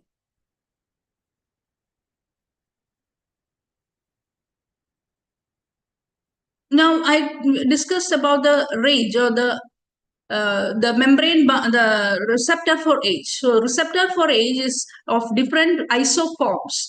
The full length one is a transmembrane protein, which is the one that is responsible for the intracellular signaling. However, there are isoforms which are developing due to alternate splicing. They are present as the ES, endogenous secreted RAGE. They don't have any effect on intracellular signaling, and also the cleaved age, the RAGE, that is, they also have no effect on intracellular signaling. So when we measure the RAGE receptors, these are the ones that are measured. So we are actually unable to measure the potential of RAGE receptors or the upregulation of RAGE receptors. How does the RAGE receptor act downstream? So when the ligands of the bind to the RAGE, the ages, when they bind to the RAGE, they activate signaling pathways which induce transcription factor, the nuclear factor kappa B. So that it will induce transcription of pro-inflammatory genes, enhancement of NADPH oxidase, consequently the ROS production. And finally, it will promote further RAGE expression. So you can see that reactive oxygen species increase ROS age production. Likewise, RAGes will increase ROS production. So this is the pathway how it will produce reactive oxygen species. This diagram shows the same. Here you can see the RAGE receptor, and here you can see how it will lead to production of ROS, which will stimulate the nuclear factor kappa B. It will also stimulate nuclear transcription factor, and they alter the gene expression. These are some of the ligands binding to the DNA to alter the gene expression, and pro-inflammatory cytokines are produced. Tumor necrosis factor alpha, interleukin 1, interleukin 6, etc. So this is how the downstream pathway occurs. Age is binding to its receptor. So actually the methyl glyoxal is called as the dark side of glycolysis. So methyl glyoxal is produced by oxidative stress, glyoxylase 1, aging, uremia, inflammation, and hyperglycemia. All these are sources, not just diabetes mellitus, it occurs even during aging and renal diseases. So what does it do is it increases production of the heterogeneous group of compounds age, then increase the RAGE expression, then again modulation of transcription factors, DNA glycation because of addition of these glycation products to the DNA. Finally, there is inflammation, thrombosis, angiogenesis, and tissue injury, protein cross-linking, gene transcription, and finally, even due to the destruction of the DNA, cellular apoptosis. Now, how is this age detox? Is there a mechanism to detoxify age in our cells? Yes, it is detoxified by the reduced glutathione system of our body. So age content depends not just on the formation, it also depends on the detoxifying pathways. So reduced glutathione catalyzes conversion of glyoxal and methyl glyoxal to less toxic D-lactate. I had shown this in a previous slide. So next is how it will affect the or epigenetics and the influence on advanced glycation end products. So epigenetic changes are induced by age via RAGE. They are also reduced by reactive oxygen species scavengers. So what is epigenetic change? It is a change induced by variation in gene expression and phenotype due to genetic modifications without alteration in DNA sequences. So there is no mutation. However, the phenotype and expression is altered due to some kind of modification of the gene. So this is the slide showing the epigenetic effects. Again, oxidative stress, hyperglycemia, the RAGE, then there is epigenetic mechanism. The mechanisms affecting the DNA are DNA methylation, histone methylation, histone acetylation, and microRNA production. They all activate signal transduction pathway, insulin resistance, inflammation, then all the other disorders.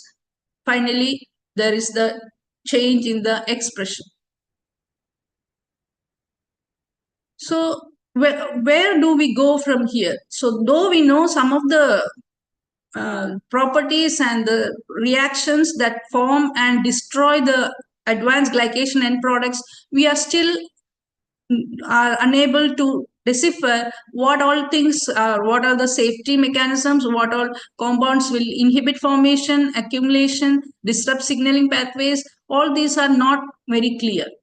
So targeted age formation inhibitors have been used to study whether it is protective, such as aminoguanidine, and age crosslink breakers also have been targeted for clinical use. However, though they are protective in animal studies, their research or clinical trials have been stopped because of the adverse effects of some of these compounds. So we are still looking for newer mechanisms to reduce age formation or destroy the age which are already formed.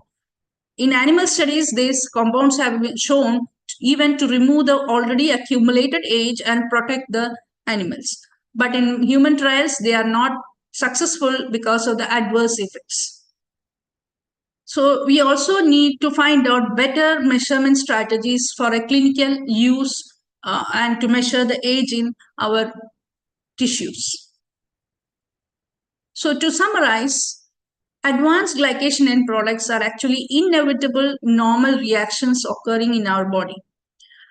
Higher rates are detrimental to our body and it can lead to many of the complications in diabetes mellitus and age. Hyperglycemia and turnover of the proteins are the main determinants for the production of age. The reactive oxygen species is both a proponent and a product of advanced glycation end product pathway. Our body has a detoxifying mechanism as a defense against the advanced glycation end products and its pathology.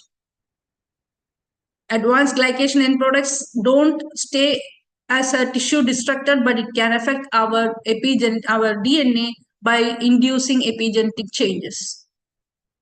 When we look at measuring the advanced glycation end products, the clinical applicability mainstay lies in the skin fluorescence, and for research, we depend on the LCMS.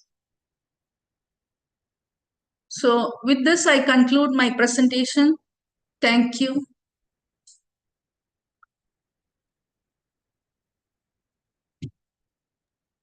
Thank you, Dr. Preeti.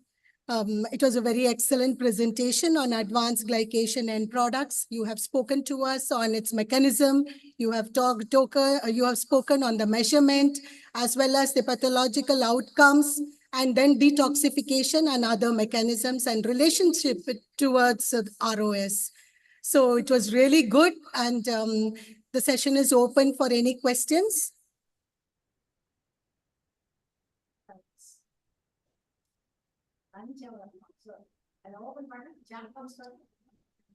You can put your questions in the chat box.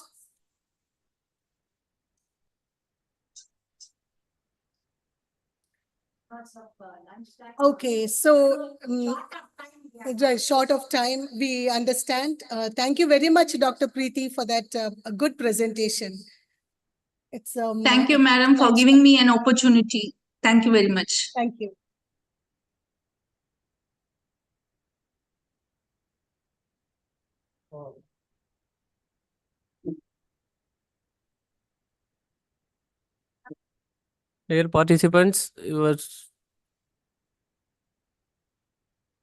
Dear participants, am I audible?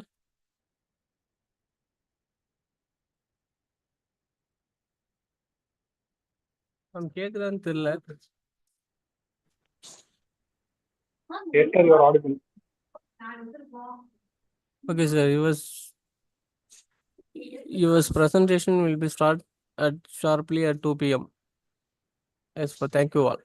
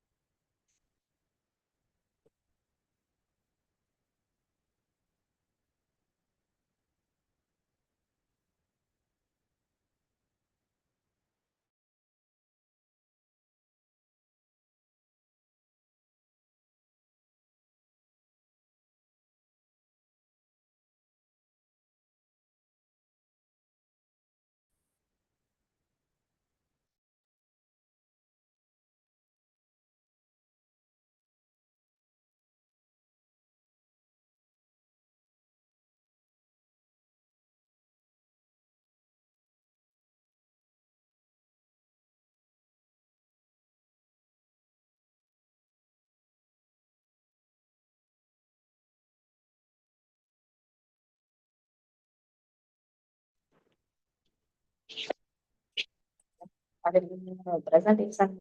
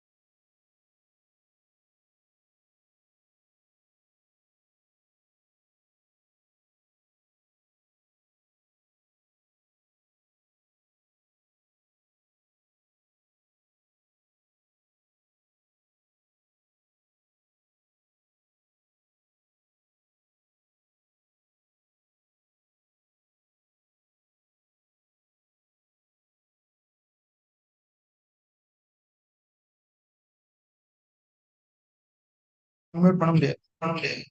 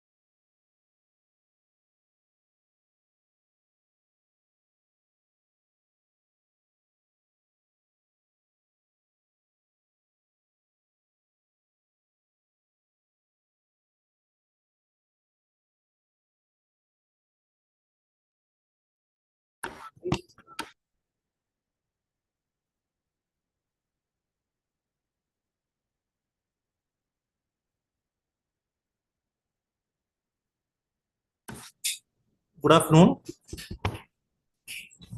Good afternoon.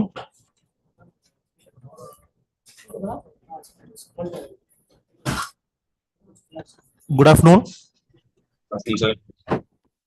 Participants, are you able to hear us? Yes, sir. Yes, sir. Yes, sir. Yes, sir. Yes, sir.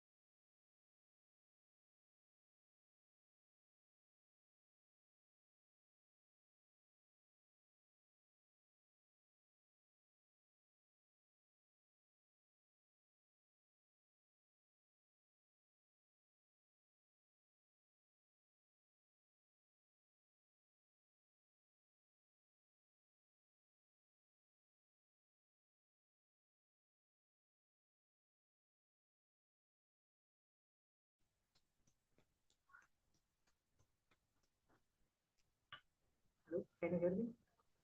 Anyone?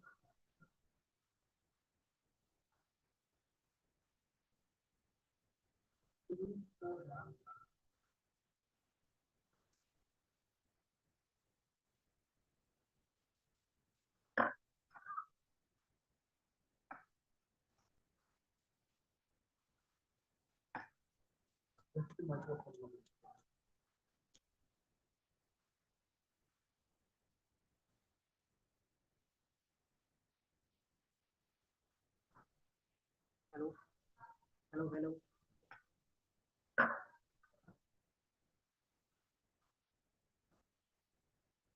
Go lower.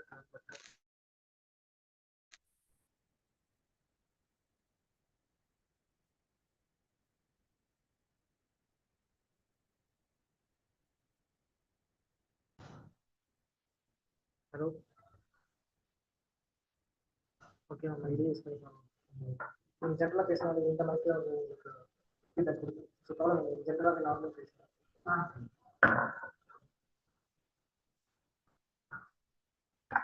நம்ம இப்போ வந்து நம்ம breakup room வந்து sir வந்து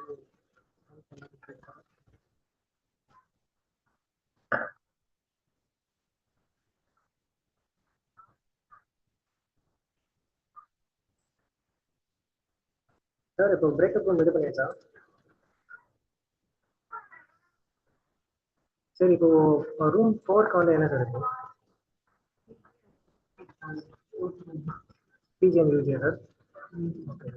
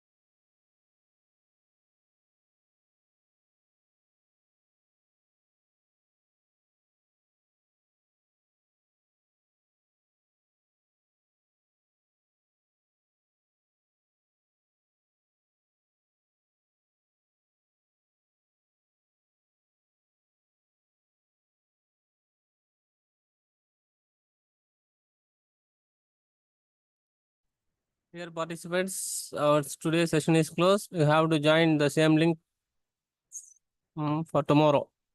Yes, for thank you all.